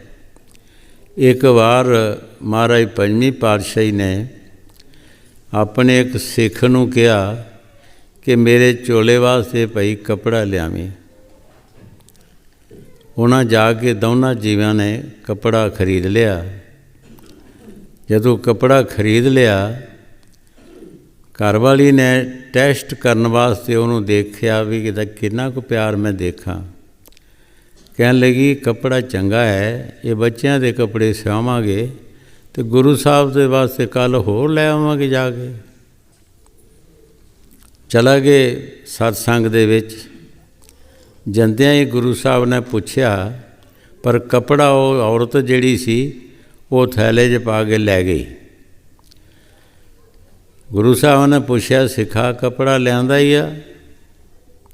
ਹੁਣ ਲਿਆਂਦਾ ਤੇ ਹੈ ਸੀ, ਦੱਸੇ ਕੀ? ਉੱਥੇ ਖਲੋ ਰਿਹਾ ਚੁੱਪ ਕਰਕੇ। ਲਿਆਂਦਾ ਵੀ ਹੈ ਸੀ। ਸਿੱਖਾ ਕੱਪੜਾ ਲਿਆਂਦਾ ਹੈ? ਚੁੱਪ ਕਰ ਗਿਆ। ਦੋ ਚਾਰ ਹੀ ਪੁੱਛਿਆ, ਹੁਣ ਜਵਾਬ ਕੀ ਦੇਵੇ? ਲਿਆਂਦਾ ਤੇ ਹੈ ਸੀ। ਉਸ ਔਰਤ ਨੇ ਕੱਪੜਾ ਕੱਢ ਕੇ ਦਿੱਤਾ। ਸੱਚੇ ਪਾਤਸ਼ਾਹ ਕੱਪੜਾ ਲਿਆਂਦਾ ਹੈ, ਪਰ ਇਹ ਤੁਹਾਡਾ ਸਿੱਖ ਘੱਟ ਹੈ, ਮੇਰਾ ਜ਼ਿਆਦਾ ਹੈਗਾ। ਮੇਰਾ ਸਿੱਖ ਮੇਰਾ ਕਹਿਣਾ ਮੰਨ ਲਿਆ, ਤੁਹਾਡਾ ਕਹਿਣਾ ਨਹੀਂ ਮੰਨਿਆ। ਕੱਪੜਾ ਲਿਆਂਦਾ ਹੈ, ਲਓ ਕੱਪੜਾ। ਜੋ ਗੁਰੂ ਸਾਹਿਬ ਜੀ ਬਾਣੀ 'ਚ ਫਰਮਾ ਰਹੇ ਹੈ, ਠੀਕ ਫਰਮਾ ਰਹੇ। ਇਹੀ ਹਾਲਤ ਸਾਡੀ ਹੋ ਰਹੀ ਹੈ। ਅਸੀਂ ਪਰਿਵਾਰ ਜਿਹੜਾ ਹੈ ਉਹਨਾਂ ਦੀ ਇੱਜ਼ਤ ਅਤੇ ਉਹਨਾਂ ਦੇ ਮਾਣ ਕਰਦੇ ਹਾਂ, ਅਤੇ ਹੋਰ ਸੱਜਣਾ ਮਿੱਤਰਾਂ ਦੇ ਅਸੀਂ ਲੋਕ ਲਾਜ 'ਚ ਚੱਲਦੇ ਹਾਂ, ਲੇਕਿਨ ਸਤਿਗੁਰ ਦੀ ਲੋਕ ਲਾਜ ਨਹੀਂ, ਉਸ ਪਾਸੇ ਦੀ ਨਹੀਂ ਹੈਗੀ। ਜੋ ਸਤਿਗੁਰ ਕਹਿੰਦਾ ਉਹ ਨਹੀਂ ਅਸੀਂ ਕਰਦੇ। ਉੱਧਰ ਸਾਨੂੰ ਟਾਈਮ ਹੀ ਨਹੀਂ ਲੱਗਦਾ ਉੱਧਰ ਦਾ। ਹਾਂਜੀ। ਕੁਟੰਬ ਜਗਤ ਸੰਗ ਸਚਾ ਬਰਤੇ। ਕੁਟੰਬ ਦੇ ਨਾਲ, ਜਗਤ ਦੇ ਨਾਲ ਬੜਾ ਸੱਚਾ ਹੋ ਕੇ ਵਰਤ ਰਿਹਾ, ਲੇਕਿਨ ਸਤਿਗੁਰ ਨੂੰ ਲਾਰੇ ਲੱਪੇ ਹੀ ਲਾਉਂਦਾ ਹੈਗਾ। ਜੇ ਅੱਜ ਭਜਨ ਨਹੀਂ ਹੋਇਆ ਤਾਂ ਕੱਲ੍ਹ ਕਰਾਂਗਾ ਜੀ। ਜੇ ਕੱਲ੍ਹ ਨਹੀਂ ਹੋਇਆ ਤਾਂ ਮਹਾਰਾਜ ਮੱਥਾ ਟੇਕਿਆ, ਫੋਟੋ ਦੇਖਿਆ, ਮੱਥਾ ਟੇਕਿਆ, ਅੱਛਾ ਅੱਜ ਨਹੀਂ ਹੋ ਜੇ, ਕੱਲ੍ਹ ਕਰਾਂਗਾ ਜੀ। ਕੱਲ੍ਹ ਫਿਰ ਉਸੇ ਤਰ੍ਹਾਂ ਆਉਂਦਾ ਹੈ। ਉਹ ਕਬੀਰ ਸਾਹਿਬ ਨੇ ਇਹਦੇ ਬਾਰੇ ਫਰਮਾਇਆ ਹੈ, ਆਜ ਕੇ ਕਾਲ ਭਜੂੰਗਾ, ਕਾਲ ਕੇ ਫਿਰ ਕਾਲ, ਆਜ ਕਾਲ ਕਰਦਿਆਂ ਉਹ ਸਰਜਾਸੀ ਚਾਲ। ਭਾਈ ਅੱਜ ਕੱਲ੍ਹ ਕਰਦਿਆਂ ਸਾਡੀ ਉਮਰ ਲੰਘ ਚਲੀ ਹੈ, ਫਿਰ ਅਸੀਂ ਕੀ ਕਰਾਂਗੇ?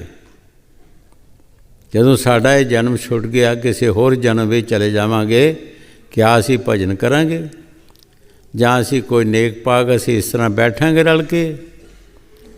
ਇਹ ਮੈਂ ਕੱਲ੍ਹ ਵੀ ਇਹਨਾਂ ਨੂੰ ਸਾਖੀ ਸੁਣਾਈ ਕਿ ਹਜ਼ੂਰ ਦੇ ਨਾਲ ਅਸੀਂ ਸੈਰ ਜਾ ਰਹੇ ਸੀ।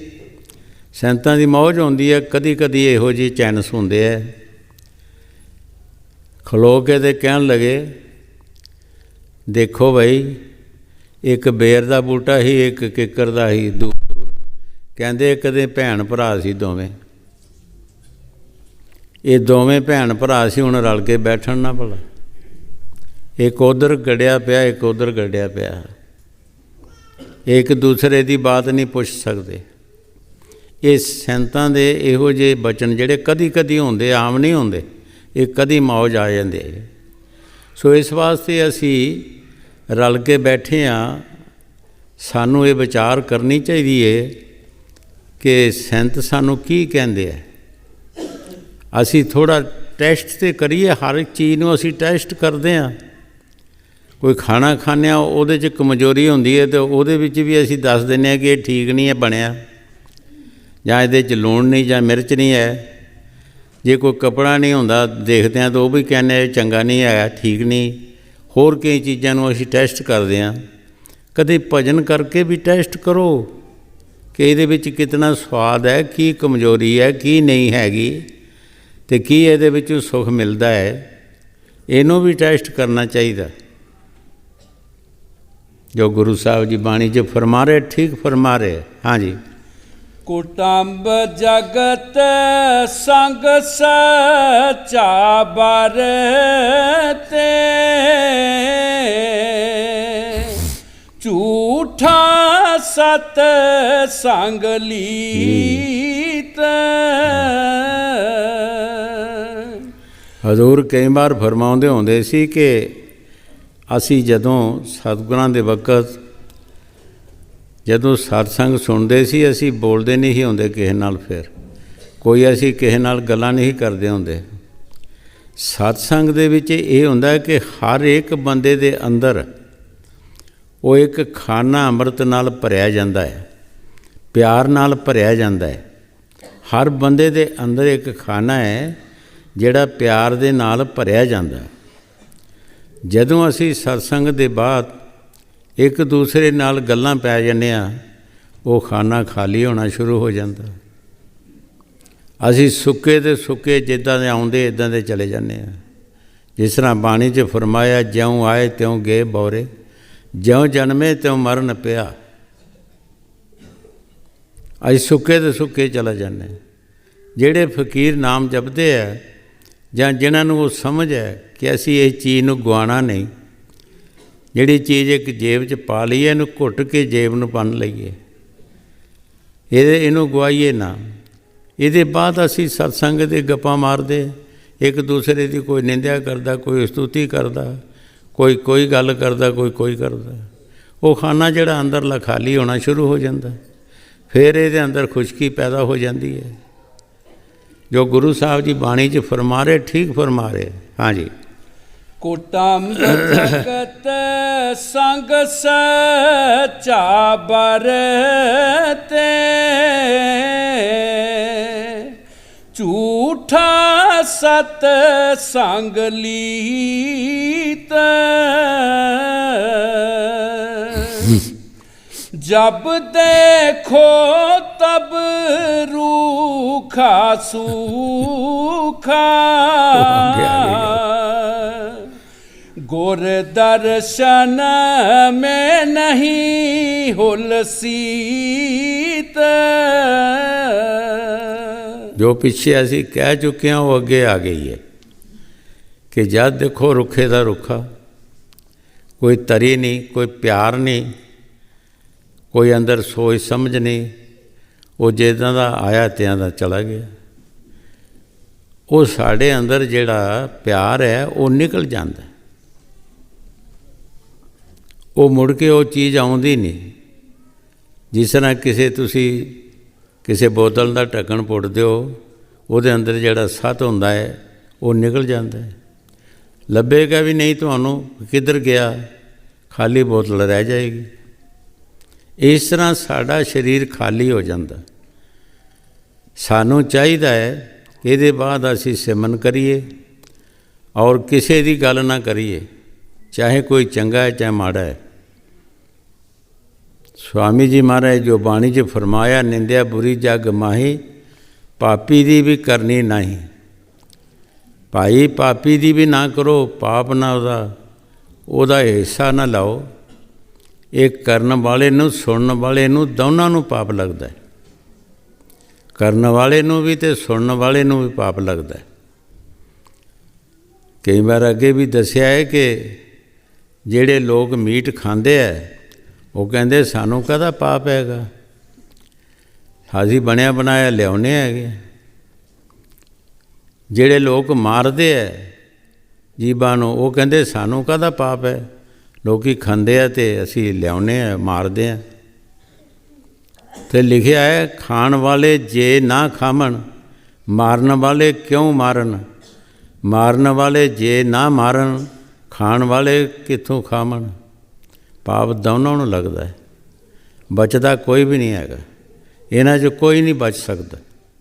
ना खाण, दूजी बारी ना कोई मारूगा, ना मारन, खाण वाले कित्थों खाणगे, दोवें बच जाणगे। इस तरह निंदिया सुनने वाला भी और करने वाला भी ये बच नहीं सकते। ਇਹਨਾਂ ਨੇ ਕਰਮ ਭੁਗਤਣਾ ਹੀ ਭੁਗਤਣਾ, ਕੋਈ ਵੀ ਹੋਵੇ, ਚਾਹੇ ਕੋਈ ਇਸਤਰੀ ਹੈ ਚਾਹੇ ਪੁਰਸ਼ ਹੈ, ਇਹ ਭੁਗਤਣਾ ਹੀ ਭੁਗਤਣਾ। ਜੋ ਸੰਤਾਂ ਲਿਖਿਆ ਹੈ ਉਹ ਬਿਲਕੁਲ ਪੱਥਰ 'ਤੇ ਲੀਕ ਹੈ। ਹਾਂਜੀ। जब देखो तब रूखा सूखा, गुर दर्शन में नहीं हुलसीत। ਸਤਿਗੁਰ ਦੇ ਦਰਸ਼ਨ ਨਾਲ ਇਹਨੂੰ ਪ੍ਰੀਤੀ ਨਹੀਂ, ਇਹਨੂੰ ਸ਼ਾਂਤੀ ਨਹੀਂ ਆਈ ਕਿ ਰੁੱਖੇ ਦਾ ਰੁੱਖਾ ਹੀ ਰਿਹਾ, ਕਿਉਂਕਿ ਉਹ ਅੰਦਰਲਾ ਖਾਨਾ ਜਿਹੜਾ ਸਾਡਾ ਅੰਮ੍ਰਿਤ ਨਾਲ ਪਿਆਰ ਨਾਲ ਭਰਿਆ ਜਾਣਾ ਉਹ ਖਾਲੀ ਹੋ ਜਾਂਦਾ ਹੈ। ਜਿਹੜੇ ਨਾਮ ਜਪਦੇ ਆ ਉਹ ਖਾਲੀ ਨਹੀਂ ਕਰਦੇ, ਉਹ ਆਪਣਾ ਨਾਮ ਜਪਦੇ ਹੈ, ਉਹ ਚੁੱਪਚਾਪ ਉਸ ਖਾਨੇ ਨੂੰ ਬੰਦ ਰੱਖਦੇ ਹੈ, ਉਹਨਾਂ ਦੇ ਅੰਦਰੋਂ ਪਿਆਰ ਜਮਿਆ ਹੁੰਦਾ ਹੈਗਾ। ਹਾਂਜੀ। सत संगियन से हेल मेल नहीं है, जग जीवन संग रखता प्रीत। ਗੁਰੂ ਸਾਹਿਬ ਜੀ ਬੜੇ ਪਿਆਰ ਦੇ ਨਾਲ ਫਰਮਾ ਰਿਹਾ ਹੈ ਕਿ ਸਤ ਸੰਗੀਆਂ ਦੇ ਨਾਲ ਇਹ ਹਿਲ ਮਿਲ ਕੇ ਚੱਲਦਾ ਨਹੀਂ, ਰਲ ਮਿਲ ਕੇ, ਔਰ ਜਗਤ ਦੇ ਕੰਮਾਂ ਨਾਲ ਪ੍ਰੀਤੀ ਰੱਖਦਾ ਹੈ, ਉਹਨਾਂ ਨਾਲ ਜ਼ਿਆਦਾ ਪਿਆਰ ਕਰਦਾ ਹੈ, ਔਰ ਸਤ ਸੰਗੀਆਂ ਦੇ ਨਾਲ ਪਿਆਰ ਨਹੀਂ ਕਰਦਾ, ਉਹਨਾਂ ਨਾਲ ਰਲ ਕੇ ਨਹੀਂ ਚੱਲਦਾ। ਫਿਰ ਇਹ ਫਾਇਦਾ ਕਿੱਥੋਂ ਲਏਗਾ? ਜਗਤ ਵਿੱਚੋਂ ਤਾਂ ਫਾਇਦਾ ਸਾਨੂੰ ਮਿਲਣਾ ਨਹੀਂ।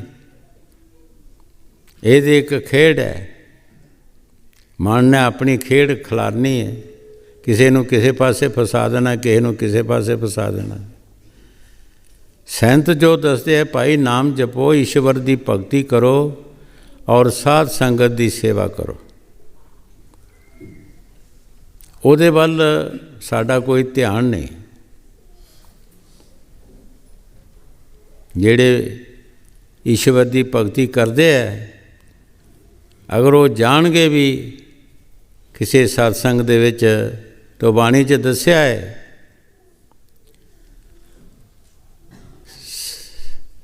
ਸਾਧ ਜਿਹੜੇ ਹੈ ਜਾਂਦੇ ਹੈ, ਉਹ ਕਿਸੇ ਨੂੰ ਉਡੀਕਦੇ ਨਹੀਂ, ਉਹ ਕੋਈ ਸਾਥ ਨਹੀਂ ਲੱਭਦੇ, ਉਹ ਤੁਰੀ ਜਾਂਦੇ ਆ, ਉਹ ਪਿੱਛੇ ਪੈਰ ਨਹੀਂ ਦਿੰਦੇ, ਨਾ ਪਿੱਛੇ ਦਿਖਦੇ ਹੈਗੇ। ਕਈ ਵਾਰ ਅੱਗੇ ਵੀ ਦੱਸਿਆ ਕਿ ਮਜਨੂ ਜਣੇ ਆਪਣੇ ਮਨਸੂਰ ਸਾਹਿਬ, ਇਹਨਾਂ ਦੀ ਭੈਣ ਐਨਾ ਲੱਕ ਸੀ, ਉਹ ਜਦੋਂ ਫਕੀਰਾਂ ਦੇ ਪਾਸ ਜਾਂਦੀ ਸੀ ਸਤਸੰਗ ਸੁਣਨ ਵਾਸਤੇ, ਪਿੱਛੇ ਨਹੀਂ ਹੀ ਦੇਖਦੀ ਹੁੰਦੀ, ਉਸ ਨੇ ਅੱਗੇ ਦੇਖਣਾ, ਅੱਗੇ ਨਿਸ਼ਾਨਾ ਮੁਰਸ਼ਦ ਦਾ ਹੁੰਦਾ ਸੀ, ਮੁਰਸ਼ਦ ਦੇ ਚਰਨਾਂ ਵੱਲ ਦੇਖਦੀ ਸੀ। ਇਸੇ ਤਰ੍ਹਾਂ ਜਦੋਂ ਪਾਂਡਵਾਂ ਦਾ ਜੰਗ ਹੋਇਆ ਤਾਂ ਸਾਰੇ ਇਹਨਾਂ ਦੇ ਵਿਚਾਰੇ ਜਿੰਨੇ ਵੀ ਰਿਸ਼ਤੇਦਾਰ ਸੱਜਣ ਮਿੱਤਰ ਕੋਲਾਂ ਜਿਹੜੀਆਂ ਸੀ ਸਾਰੀਆਂ ਖਤਮ ਹੋ ਗਈਆਂ। ਫਿਰ ਪਾਂਡਵਾਂ ਨੇ ਪੁੱਛਿਆ ਕ੍ਰਿਸ਼ਨ ਮਹਾਰਾਜ ਨੂੰ ਕਿ ਸਾਡੀਆਂ ਕੁਲਾਂ ਘਾਤ ਮਰ ਗਈਆਂ ਨੇ, ਸਾਨੂੰ ਬਹੁਤ ਪਾਪ ਲੱਗਾ ਹੈ, ਦੱਸੋ ਸਾਡਾ ਪਾਪ ਕਿੱਦਾਂ ਜਾਏਗਾ? ਕ੍ਰਿਸ਼ਨ ਮਹਾਰਾਜ ਨੇ ਕਿਹਾ ਕਿ ਤੁਸੀਂ ਅਸ਼ਵਮੇਧ ਯੱਗ ਕਰੋ, ਫਿਰ ਤੁਹਾਡਾ ਪਾਪ ਜਾਏਗਾ।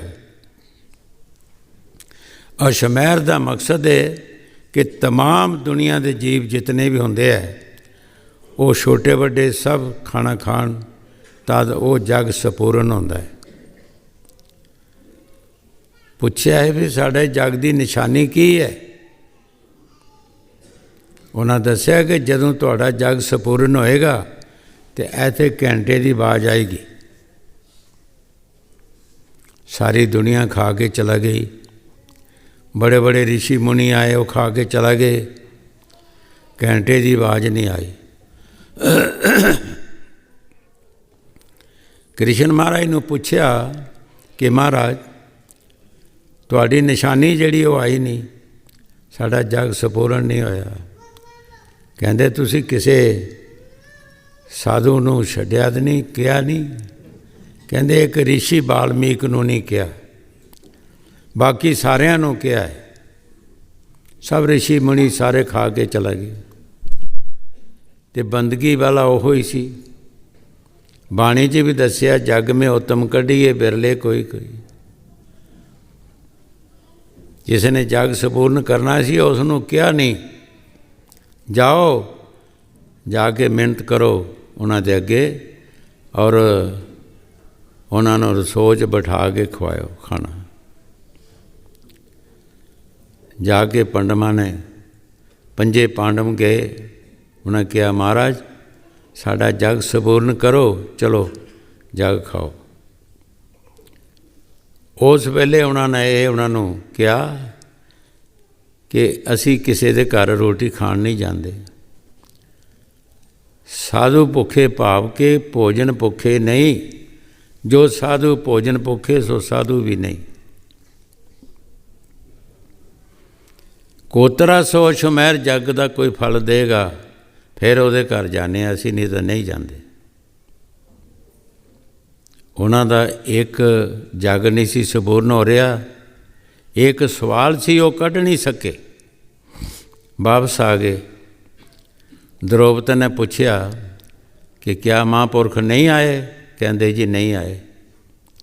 ਉਹਨਾਂ ਦੀ ਬਹੁਤ ਬੜੀ ਡਿਮਾਂਡ ਹੈ, ਸਾਡਾ ਇੱਕ ਜਗ ਸੰਪੂਰਨ ਨਹੀਂ ਹੋ ਰਿਹਾ, ਉਹ ਕੋਤਰਾ ਸੌ ਦਾ ਫਲ ਮੰਗ ਰਹੇ ਹੈ। ਦ੍ਰੋਪਦੀ ਨੇ ਸੋਚਿਆ ਕਿ ਇਹਨਾਂ ਨੂੰ ਉਹ ਸਵਾਲ ਕੱਢਣਾ ਨਹੀਂ ਆਇਆ। ਕਹਿੰਦੇ ਕਿ ਤੁਸੀਂ ਹੁਕਮ ਕਰੋ ਤੇ ਮੈਂ ਜਾਵਾਂ? ਕਹਿੰਦੇ ਜਾਓ। ਦ੍ਰੋਪਦੀ ਚਲਾ ਗਈ।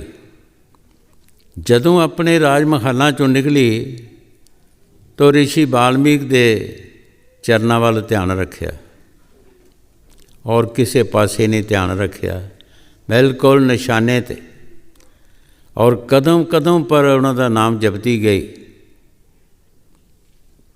ਜਦੋਂ ਗਏ ਉੱਥੇ ਕਹਿਣ ਲੱਗੇ ਮਹਾਰਾਜ ਚਲੋ ਸਾਡਾ ਜਗ ਸੰਪੂਰਨ ਕਰੋ, ਦਿਆ ਕਰੋ। ਰਿਸ਼ੀ ਵਾਲਮੀਕ ਨੇ ਕਿਹਾ ਬੇਟੀ ਤੈਨੂੰ ਪਤਾ ਹੈ ਮੇਰੀ ਸ਼ਰਤ ਦਾ? ਕਹਿੰਦੇ ਜੀ ਹਾਂ, ਅਸੀਂ ਪੂਰੀ ਕਰਾਂਗੇ ਤੁਹਾਡੀ ਸ਼ਰਤ। ਤੁਸੀਂ ਇਹ ਦੱਸੋ ਕਿ ਤੁਹਾਡੇ ਜੇ ਮਹਾਂਪੁਰਖਾਂ ਪਾਸੋਂ ਅਸੀਂ ਸੁਣਿਆ ਹੈ ਕਿ ਇੱਕ ਇੱਕ ਕਦਮ ਜਦੋਂ ਕਿਸੇ ਮਹਾਂਪੁਰਖਾਂ ਦੇ ਆਸ਼ਰਮ ਜਾਈਏ, ਉਹਨਾਂ ਦੇ ਪਾਸ ਜਾਈਏ, ਤਾਂ ਇੱਕ ਮਨ ਹੋ ਕੇ, ਇੱਕ ਧਿਆਨ ਹੋ ਕੇ ਜਾਈਏ, ਅਤੇ ਇੱਕ ਇੱਕ ਕਦਮ ਦਾ ਸ਼ੁਮੈਰ ਜੱਗ ਦਾ ਫਲ ਹੁੰਦਾ ਹੈ। ਕੀ ਠੀਕ ਹੈ ਇਹ ਗੱਲ? ਉਹਨਾਂ ਕਿਹਾ ਹਾਂ ਠੀਕ ਹੈ। ਕਹਿੰਦੇ ਫਿਰ ਜਦ ਮੈਂ ਘਰੋਂ ਤੁਰੀ ਹਾਂ ਆਪਣੇ ਰਾਜ ਮਹੱਲਾਂ 'ਚੋਂ, ਮੈਂ ਤੁਹਾਡੇ ਚਰਨਾਂ ਵੱਲ ਧਿਆਨ ਰੱਖਿਆ, ਮੇਰਾ ਧਿਆਨ ਹੋਰ ਕਿਤੇ ਨਹੀਂ ਗਿਆ, ਔਰ ਤੁਹਾਡਾ ਹੀ ਨਾਮ ਜਪਤੀ ਆਈ ਹਾਂ। ਤੁਸੀਂ ਕੋਤਰਾ ਸੌ ਦਾ ਫਲ ਲੈ ਲਓ, ਮੇਰੇ ਕਦਮ ਗਿਣ ਲਓ ਕਿੰਨੇ ਕਦਮ ਆਏ, ਬਾਕੀ ਤਾਂ ਮੈਨੂੰ ਦਿਓ। ਰਿਸ਼ੀ ਵਾਲਮੀਕ ਜੀ ਉਹ ਲਾਜਵਾਬ ਹੋ ਗਏ, ਆਉਣਾ ਪਿਆ। ਪਰ ਹਰ ਬੰਦੇ ਦੇ ਵਿੱਚ ਮਾਣ ਹੁੰਦਾ ਹੈ। ਦ੍ਰੋਪਦੀ ਵਿੱਚ ਇਹ ਮਾਣ ਸੀ ਕਿ ਜਿਹੜਾ ਖਾਣਾ ਮੈਂ ਬਣਾਉਂਦੀ ਹਾਂ ਇਹ ਕੋਈ ਔਰਤ ਨਹੀਂ ਬਣਾ ਸਕਦੀ, ਇਹ ਮਾਣ ਸੀ।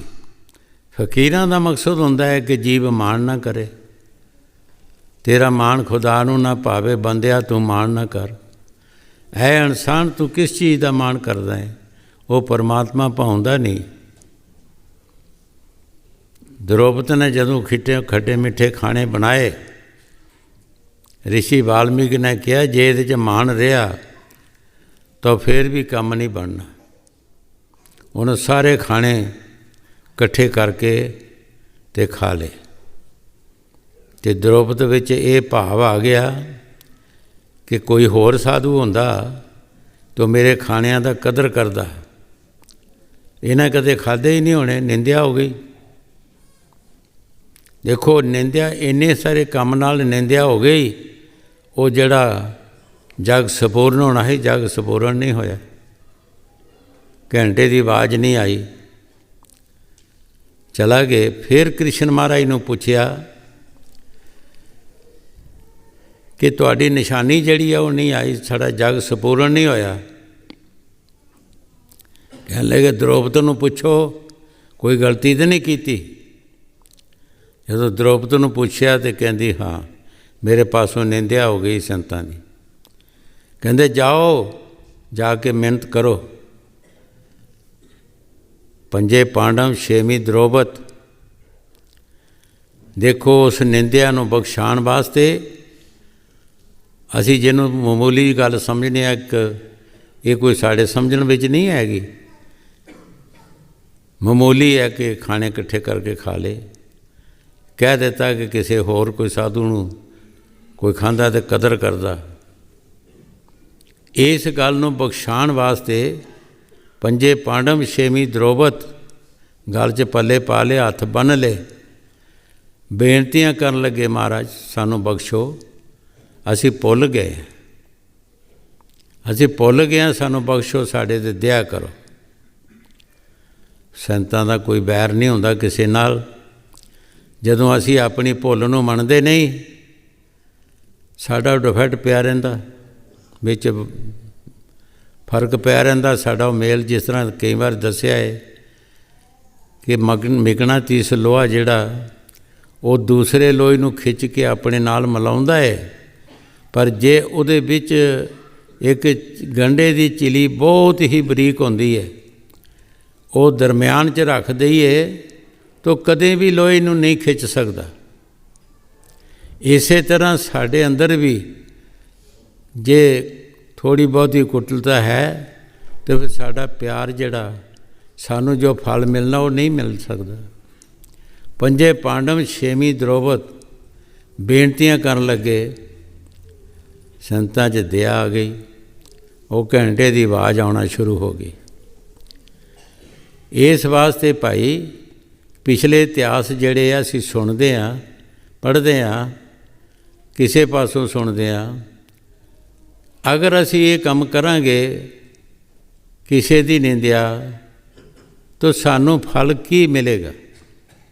बेशक असीं रोज़ सत्संग सुनीए, असीं रोज़ जे किसी की निंदिया करते हैं तो फिर असीं तो इस तरह जिस तरह बाणी च दस्सिया है, जदों भी आया खुश्क आया, सुक्का सक्का, कोई त्रैपत नहीं, कोई प्यार नहीं अंदर,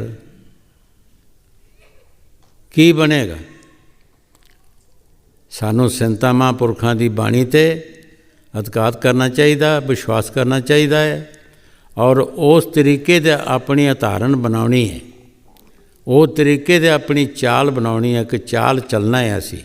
हाँ जी। सत्संगियन से हेल मेल नहीं है, जग जीवन संग रखता प्रीत, दारा सुत परवार सकल संग, हंस हंस खेलत नीत। गुरु साहब जी बड़े प्यार दे नाल फरमा रहे हैं कि अपने परिवार नाल हस हस के खेलदा है, खुशियां करदा है, लेकिन सतगुर नाल नहीं। जो सतगुर काम दसदा है, जिहदे नाल सतगुर नूं खुशी आउणी है, वो काम असीं नहीं करदे। सतगुर नूं खुशी काहदे नाल आउणी है कि असीं भजन सिमरन करिए, साध संगत की सेवा करिए। सतगुर उस काम च खुश ने। अगर असीं सतगुर नूं खुश करना है तो इस काम दे नाल कर सकते हैं, होर किसी काम नाल नहीं। असीं दुनिया दे परिवार जिहड़े अपने परिवार उन्हां नाल हसदे खेडदे हाँ, लेकिन जो सतगुर ने खुशी बख्शनी है उस वो काम असीं करदे ही नहीं। ये साड़ियाँ दुनियावी खुशियाँ जिहड़ियां ने ये बिल्कुल कुछ नहीं हैगी। ये अज असीं हुण हस रहे हैं, घड़ी हारे नूं असीं रोण डए हैं। किते सानूं सुनेहा आ जांदा खुशी दा, किते गमी दा सुनेहा आ जांदा। की हसेगा है ते की रोवेगा है। कई बार अगे भी दस्सिया कि एक फकीर दा सिख ਜਦੋਂ ਮਨ ਕਿਸੇ ਗੱਲ 'ਤੇ ਅੜ ਜਾਂਦਾ ਫਿਰ ਇਹ ਮੁੜਦਾ ਨਹੀਂ। ਉਹ ਫਕੀਰ ਨੂੰ ਉਸ ਸਿੱਖ ਨੇ ਕਿਹਾ, ਮਹਾਰਾਜ ਮੈਨੂੰ ਦੁਨੀਆ ਦੀ ਐਸ਼ੋ ਅਸ਼ਰਤ ਦੱਸੋ। ਫਕੀਰ ਨੇ ਕਿਹਾ, ਬੇਟਾ ਐਸ਼ੋ ਅਸ਼ਰਤ ਦੁਨੀਆ ਦੀ ਜਿਹੜੀ ਦੁੱਖ ਹੈ, ਪਰ ਮਨ ਜਿਹੜਾ ਉਹ ਭਜਨ ਨਾ ਕਰਨ ਦੇਵੇ ਉਹਨੂੰ, ਇਹੀ ਕਵੇ ਕਿ ਦੁਨੀਆ ਦੀ ਐਸ਼ੋ ਅਸ਼ਰਤ ਦੇਖੋ। ਫਿਰ ਕਿਤੇ ਮਹਾਂਪੁਰਖਾਂ ਨਾਲ ਮਿਲੇ, ਫਿਰ ਕਿਹਾ, ਮਹਾਰਾਜ ਮੈਨੂੰ ਦੁਨੀਆ ਦੀ ਐਸ਼ੋ ਅਸ਼ਰਤ ਦੇਖੋ, ਦੱਸੋ। ਕੁਦਰਤੀ ਫਕੀਰ ਬਚਾਉਣਾ ਚਾਹੁਣ ਤੇ ਬਚਾ ਵੀ ਸਕਦੇ ਹੈ।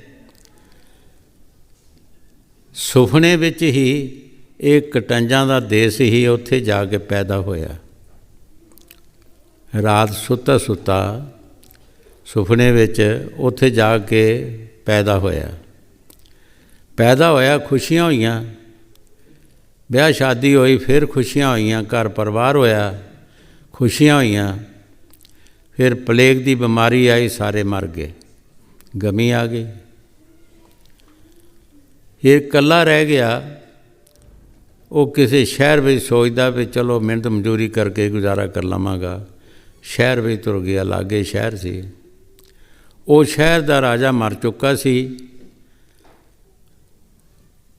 ਪਿਛਲੇ ਜ਼ਮਾਨਿਆਂ ਦੇ ਵਿੱਚ ਇਹ ਹੁੰਦਾ ਸੀ ਕਿ ਜੇ ਕੋਈ ਆਪਣੀ ਲਿਖਤ ਪੜ੍ਹਤ ਨਹੀਂ ਕੀਤੀ ਹੋਵੇ ਤਾਂ ਹਾਥੀ ਸ਼ਿੰਗਾਰ ਕੇ ਸ਼ਹਿਰ ਵਿੱਚ ਸੁਬਾਹ ਫੇਰਦੇ ਹੁੰਦੇ। ਜਿਹੜਾ ਸੁਬਾਹ ਦੇ ਟਾਈਮ ਨਜ਼ਰ ਆਵੇ ਬੰਦਾ ਪਹਿਲਾਂ ਲੱਗੇ, ਉਹਨੂੰ ਰਾਜ ਤਿਲਕ ਦੇ ਦਿੰਦੇ।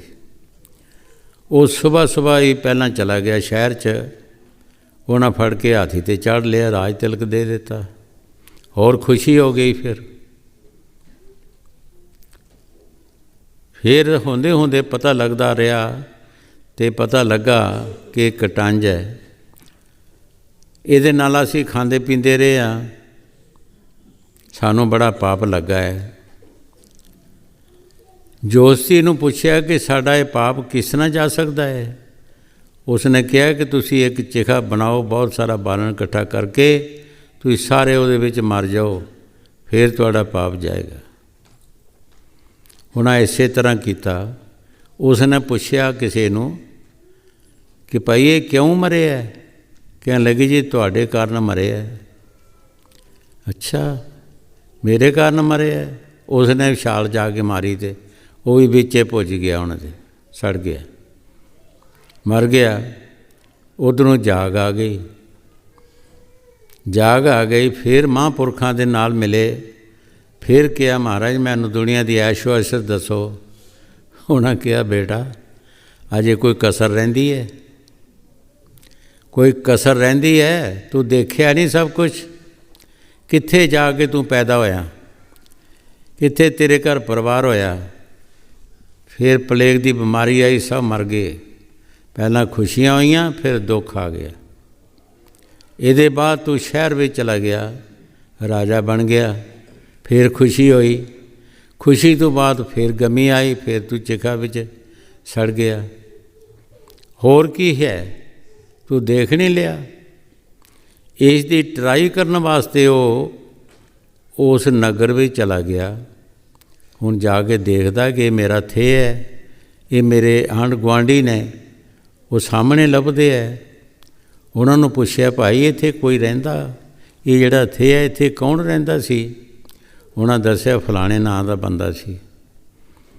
ਕੀ ਹੋਇਆ ਸੀ? ਉਹਦਾ ਪਰਿਵਾਰ ਹੋਇਆ, ਪਰਿਵਾਰ ਸਾਰਾ ਪਲੇਗ ਦੀ ਬਿਮਾਰੀ ਆਈ, ਮਰ ਗਿਆ। ਅੱਛਾ, ਫਿਰ ਕਿੱਥੇ ਗਿਆ? ਫਿਰ ਉਹ ਸ਼ਹਿਰ 'ਚ ਗਿਆ, ਸ਼ਹਿਰ ਦਾ ਰਾਜਾ ਬਣ ਗਿਆ।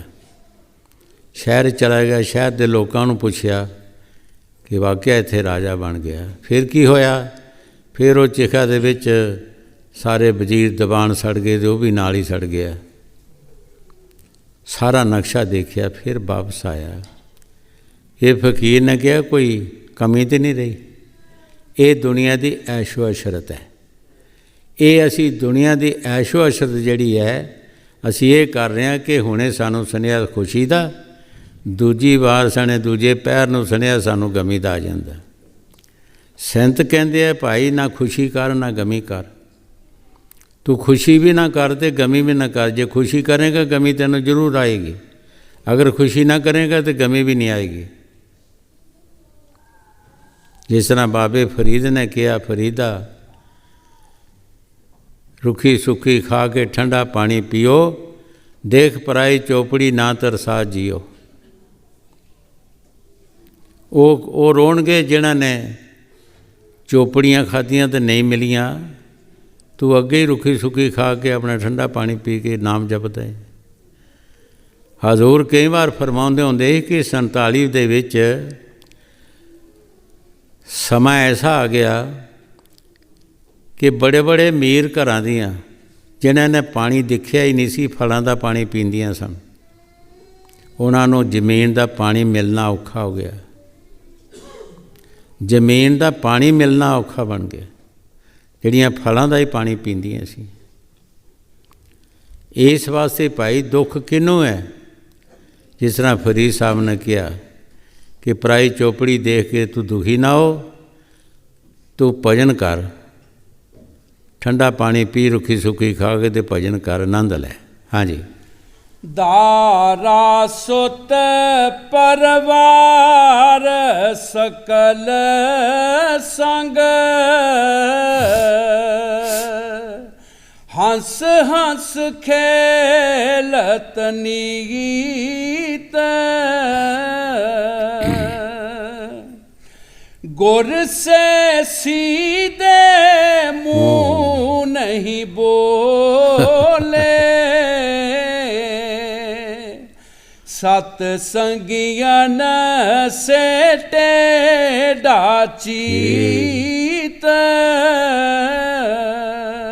ये मन की हालत गुरु साहब जी दस रहे ने कि सतगुर दे नाल सीधे मूँह तो बोलता ही नहीं, सतसंगियों के नाल भी टेढ़ा हो के तुरदा है, उन्हां वल भी नहीं देखता, कदी उन्हां दे नाल प्यार नहीं किया, कदी सतगुर नाल प्यार नहीं किया। फिर तेरी कल्याण किस तरह होएगी?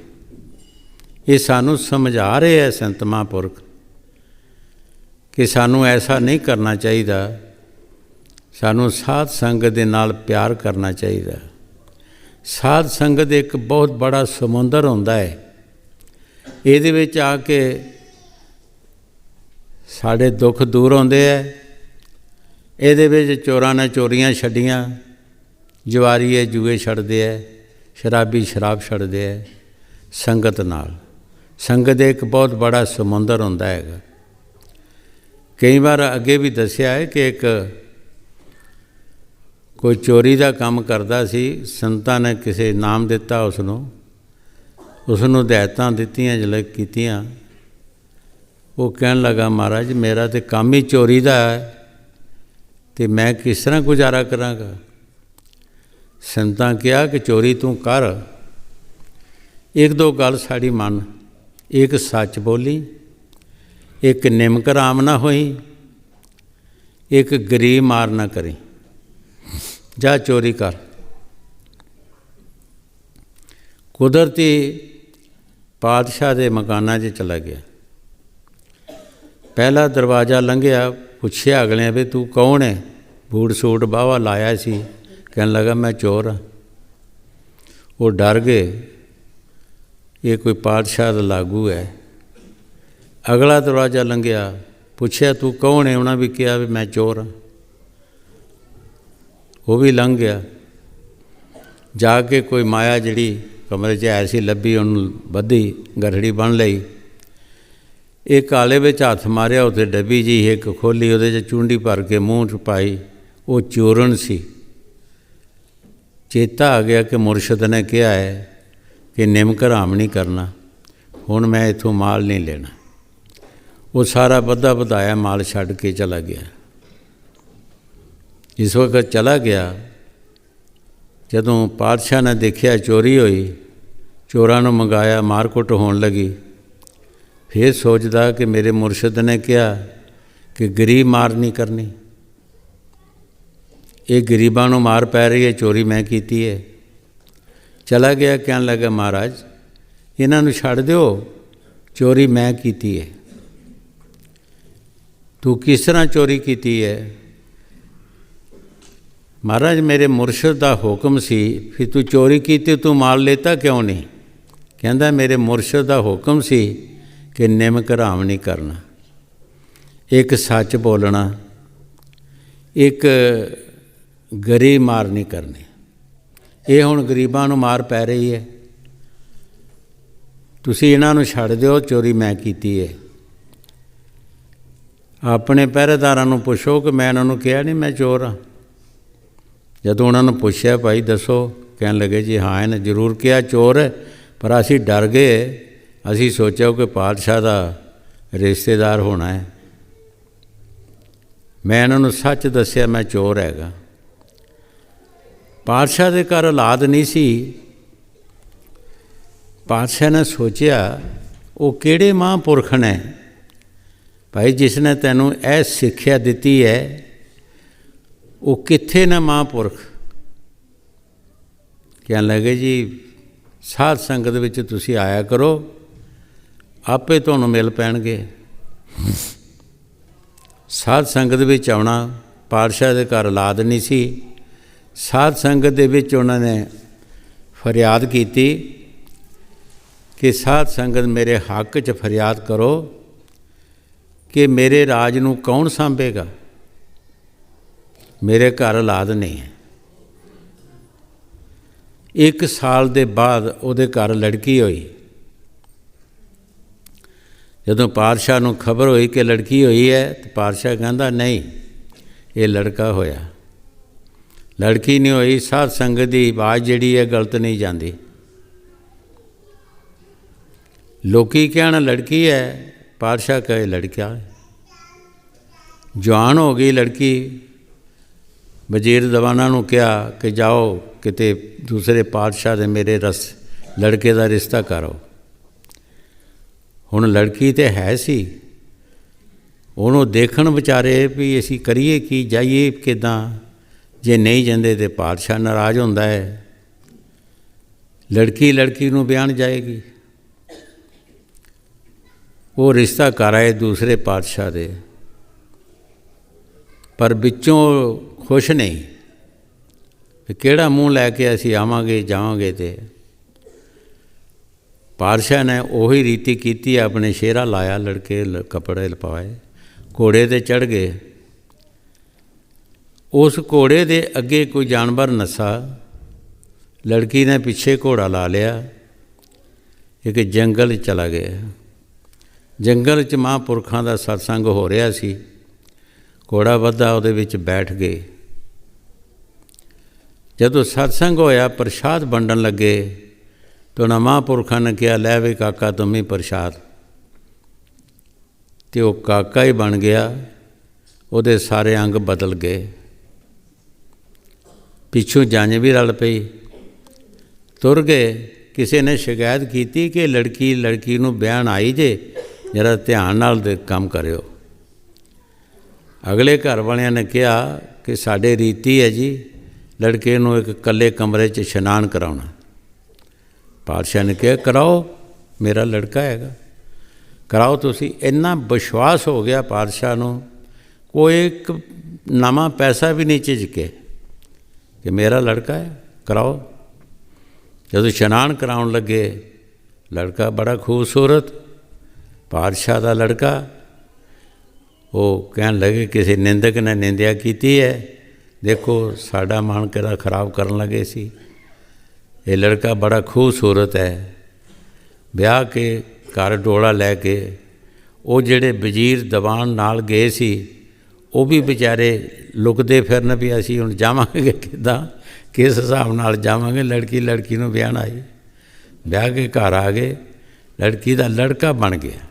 ਸਾਧ ਸੰਗਤ ਦੀ ਆਵਾਜ਼ ਜਿਹੜੀ ਹੈ, ਅਗਰ ਸਾਧ ਸੰਗਤ ਹੋਵੇ, ਸਾਧੂ ਦੀ ਸੰਗਤ ਹੋਵੇ, ਸੱਚਾਈ ਹੋਵੇ, ਅਤੇ ਸੰਗਤ ਸਮੁੰਦਰ ਹੁੰਦਾ ਹੈ, ਇੱਕ ਬਹੁਤ ਬੜਾ ਦਰਿਆ ਹੁੰਦਾ ਹੈ। ਇਹ ਜੋ ਚਾਹੇ ਸੋ ਹੋ ਸਕਦਾ ਹੈਗਾ। ਹਾਂਜੀ। ਗੁਰ ਸੇ ਸੀਧੇ ਮੂੰਹ ਨਹੀਂ ਬੋਲੇ, ਸਤ ਸੰਗੀਅਨ ਸੇ ਟੇਢਾ ਚੀਤ, ਗੁਰ ਸਤਸੰਗੀ ਦੋ ਹਿਤਕਾਰੀ,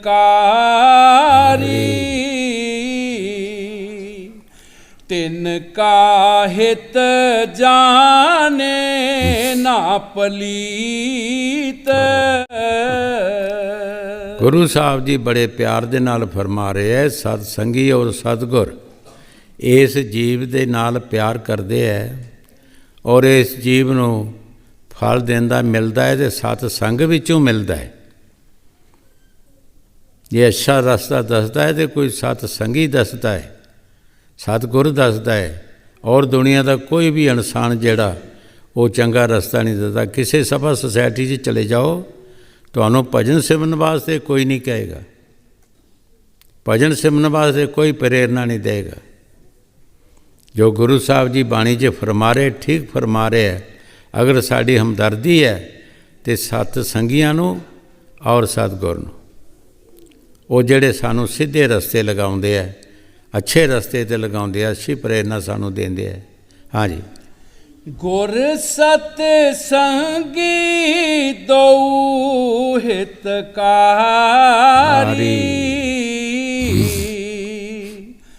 ਤਿਨ ਕਾ ਹਿਤ ਜਾਣੇ ਨਾ ਪਲੀਤ।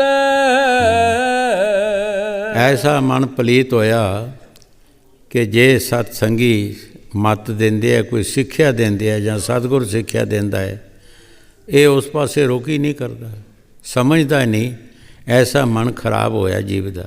ਹਾਂਜੀ, ਜਗ ਬਿਛੂ ਤਿਰਿਆ ਹੈ ਨਾਗਨ, ਇਨ ਸੰਗ ਰਹਿਤ ਮਲੀਤ। ਸਾਰੇ ਪਰਿਵਾਰ ਦੇ ਬਾਰੇ ਗੁਰੂ ਸਾਹਿਬ ਜੀ ਫਰਮਾ ਰਹੇ ਹੈ, ਵਿਛੋਂ ਜਿਹੜਾ ਆਉਂਦਾ ਹੈ ਬੜਾ ਸਖਤ, ਇਹਦੀ ਵੀ ਇੱਕ ਵਾਰ ਕਿਸੇ ਨੂੰ ਲੜ ਜਾਏ ਤਾਂ 2-3 ਦਿਨ ਇਹਨੂੰ ਆਰਾਮ ਨਹੀਂ ਆਉਂਦਾ। ਸਰਪ ਕਿਸੇ ਨੂੰ ਲੜ ਜਾਏ, ਉਹਦੀ ਜ਼ਹਿਰ ਜਿਹੜੀ ਹੈ ਉਹ ਜ਼ਹਿਰ ਹੀ ਲੈ ਕੇ ਬਹਿ ਜਾਂਦਾ, ਖਤਮ ਹੋ ਜਾਂਦਾ ਹੈ। ਸਾਨੂੰ ਇਹ ਦੋਵੇਂ ਚੀਜ਼ਾਂ ਖਤਮ ਕਰ ਰਹੀਆਂ ਨੇ। ਉਹ ਜ਼ਹਿਰ ਸਾਨੂੰ ਚੜ੍ਹ ਰਿਹਾ, ਜਿਹੜਾ ਸਾਨੂੰ ਸਤਿਗੁਰ ਦੀ ਤਰਫ ਸਾਡਾ ਧਿਆਨ ਨਹੀਂ ਹੁੰਦਾ, ਸਤਸੰਗ ਵੱਲ ਧਿਆਨ ਨਹੀਂ ਹੁੰਦਾ। ਅਸੀਂ ਜਿਸ ਦੁਨੀਆ ਵੱਲ ਧਿਆਨ ਕਰਦੇ ਹਾਂ, ਜਿਨ੍ਹਾਂ ਦੇ ਨਾਲ ਸਾਡਾ ਮੇਲ ਮਿਲਾਪ ਹੈ, ਉਹ ਸਾਡੇ ਨਾਲ ਧੋਖਾ ਕਰ ਰਹੇ ਹੈ, ਉਹ ਸਾਨੂੰ ਗਲਤ ਰਸਤੇ 'ਤੇ ਲਗਾ ਰਹੇ ਹੈ। ਹਾਂਜੀ, ਜਗ ਬਿਛੂ ਤਿਰਿਆ ਹੈ ਨਾਗਨ, ਇਨ ਸੰਗ ਰਹਿਤ ਮਲੀਤ। ਜ਼ਹਿਰ ਹਲਾਹਕ ਨਿਤ ਹੀ ਖਾਵਤ, ਡੰਕ ਸਹਿਤ ਫਿਰ ਫਿਰ ਪਛਤੀਤ। ਕਿਆ ਅਸੀਂ ਦੁਨੀਆ ਦੇ ਡੰਗ ਸਹਿ ਨਹੀਂ ਸਕਿਆ? ਕਿਹੜਾ ਸਾਨੂੰ ਡੰਗ ਨਹੀਂ ਮਾਰ ਰਿਹਾ? ਰਿਸ਼ਤੇਦਾਰ ਵੀ ਡੰਗ ਮਾਰ ਰਿਹਾ ਵਿੱਚੋਂ, ਸੱਜਣ ਮਿੱਤਰ ਮਾਰ ਰਹੇ ਹੈ, ਆਸੇ ਪਾਸੇ ਸਾਨੂੰ ਡੰਗ ਮਾਰ ਰਹੇ, ਅਸੀਂ ਉਹ ਸਹਿ ਰਹੇ ਹਾਂ। ਰੋਂਦੇ ਪਿੱਟਦੇ ਵੀ ਹੈਗੇ ਹਾਂ ਅਸੀਂ, ਲੇਕਿਨ ਉਹ ਜਰ ਵੀ ਰਹੇ ਹਾਂ ਅਸੀਂ। ਕਿਸੇ ਵੀ ਬੰਦੇ ਨੂੰ ਤੁਸੀਂ ਪੁੱਛੋ ਕਿ ਤੂੰ ਕਦੀ ਮਿਲਿਆ ਨਹੀਂ, ਤੂੰ ਕਿੱਥੇ ਰਹਿੰਦਾ, ਉਹ ਆਪੇ ਹੀ ਕਹਿ ਦਿੰਦਾ ਕਿ ਮੈਂ ਬੜੇ ਇੱਕ ਜਾਲ ਦੇ ਵਿੱਚ ਫਸਿਆ ਭਾਈ, ਇਹ ਜਾਲ 'ਚੋਂ ਨਿਕਲ ਨਹੀਂ ਹੁੰਦਾ। ਉਹ ਆਪੇ ਹੀ ਕਹਿ ਦਿੰਦਾ ਕਿ ਮੈਂ ਜਾਲ 'ਚ ਫਸਿਆ, ਕਹਿਣ ਤੋਂ ਪਹਿਲਾਂ ਕਹਿ ਦਿੰਦਾ। ਵਾਕਿਆ ਹੀ ਉਹ ਜਾਲ ਦੇ ਵਿੱਚ ਜੀਵ ਫਸ ਜਾਂਦਾ ਹੈ, ਫਿਰ ਉਹ ਡੰਗ ਸਹਿੰਦਾ, ਉਸ ਜਾਲ 'ਚੋਂ ਨਿਕਲ ਨਹੀਂ ਸਕਦਾ। ਹਾਂਜੀ, ਜ਼ਹਿਰ ਹਲਾ ਹਲ ਨਿਤ ਹੀ ਖਾਵਤ, ਡੰਕ ਸਹਿਤ ਫਿਰ ਫਿਰ ਪਛਤੀਤ। ਪਛਤਾਉਂਦੇ ਵੀ ਅਸੀਂ ਹੈਗੇ ਹਾਂ, ਰੋਜ਼ ਦਾ ਰੋਜ਼ ਅਸੀਂ ਪਛਤਾਉਂਦੇ ਹਾਂ। ਜਦੋਂ ਦਿਨ ਚੜ੍ਹਦਾ ਹੈ, ਸਾਡੇ ਪਾਸੋਂ ਭਜਨ ਸਿਮਰਨ ਨਹੀਂ ਹੁੰਦਾ, ਕੋਈ ਸਾਧ ਸੰਗਤ ਦੀ ਸੇਵਾ ਨਹੀਂ ਹੁੰਦੀ, ਸਾਡੇ ਮਨ 'ਚ ਪਛਤਾਵਾ ਹੁੰਦਾ, ਚਿੰਤਾ ਕਰਦੇ ਹਾਂ ਅਸੀਂ ਫਿਰ ਅਸੀਂ ਉਸੇ ਮਜ਼ੇ ਵਿੱਚ ਪੈ ਜਾਂਦੇ ਹਾਂ, ਉਸੇ ਹਿਸਾਬ 'ਚ ਪੈ ਜਾਂਦੇ ਹਾਂ, ਉਹੀ ਕੰਮ ਕਰਨਾ ਸ਼ੁਰੂ ਕਰ ਦਿੰਦੇ ਹਾਂ। ਫਿਰ ਜਦੋਂ ਜਾਗਦੇ ਹਾਂ ਸੁਬਾਹ ਦੇ ਟਾਈਮ, ਫਿਰ ਸਾਨੂੰ ਚਿੰਤਾ ਆਉਂਦੀ ਚਿੰਤਾ ਜ਼ਰੂਰ ਹੈ ਬੰਦੇ ਨੂੰ, ਲੇਕਿਨ ਇਹ ਉਹ ਕੰਮ ਕਰਦਾ ਨਹੀਂ। ਚਿੰਤਾ ਵੀ ਆਉਂਦੀ ਹੈ ਕਿ ਮੈਂ ਕੀ ਕਰਾਂ, ਮੇਰੀ ਜ਼ਿੰਦਗੀ ਇਹੀ ਹੈ। ਜਿਸ ਤਰ੍ਹਾਂ ਕਬੀਰ ਸਾਹਿਬ ਨੇ ਫਰਮਾਇਆ, ਅੱਜ ਕੇ ਕਾਲ ਭਜੇਗਾ, ਕਾਲ ਕੇ ਫਿਰ ਕਾਲ, ਅੱਜ ਕੱਲ੍ਹ ਕਰਦਿਆਂ ਅਵਸਰ ਜਾਸੀ ਚਾਲ। ਅੱਜ ਕੱਲ੍ਹ ਕਰਦਿਆਂ ਸਾਡੀ ਉਮਰ ਲੰਘ ਗਈ, ਕੁਛ ਨਹੀਂ ਬਣਿਆ। ਜਿਉਂ ਆਏ ਤਿਉਂ ਗਏ ਬੌਰੇ, ਜਿਉਂ ਜਨਮੇ ਤਿਉਂ ਮਰਨ ਪਿਆ। ਹਾਂਜੀ। ਜ਼ਹਿਰ ਹਲਾ ਹਲ ਨਿਤ ਹੀ ਖਾਵਤ, ਡੰਕ ਸਹਿਤ ਫਿਰ ਪਛਤੀਤ।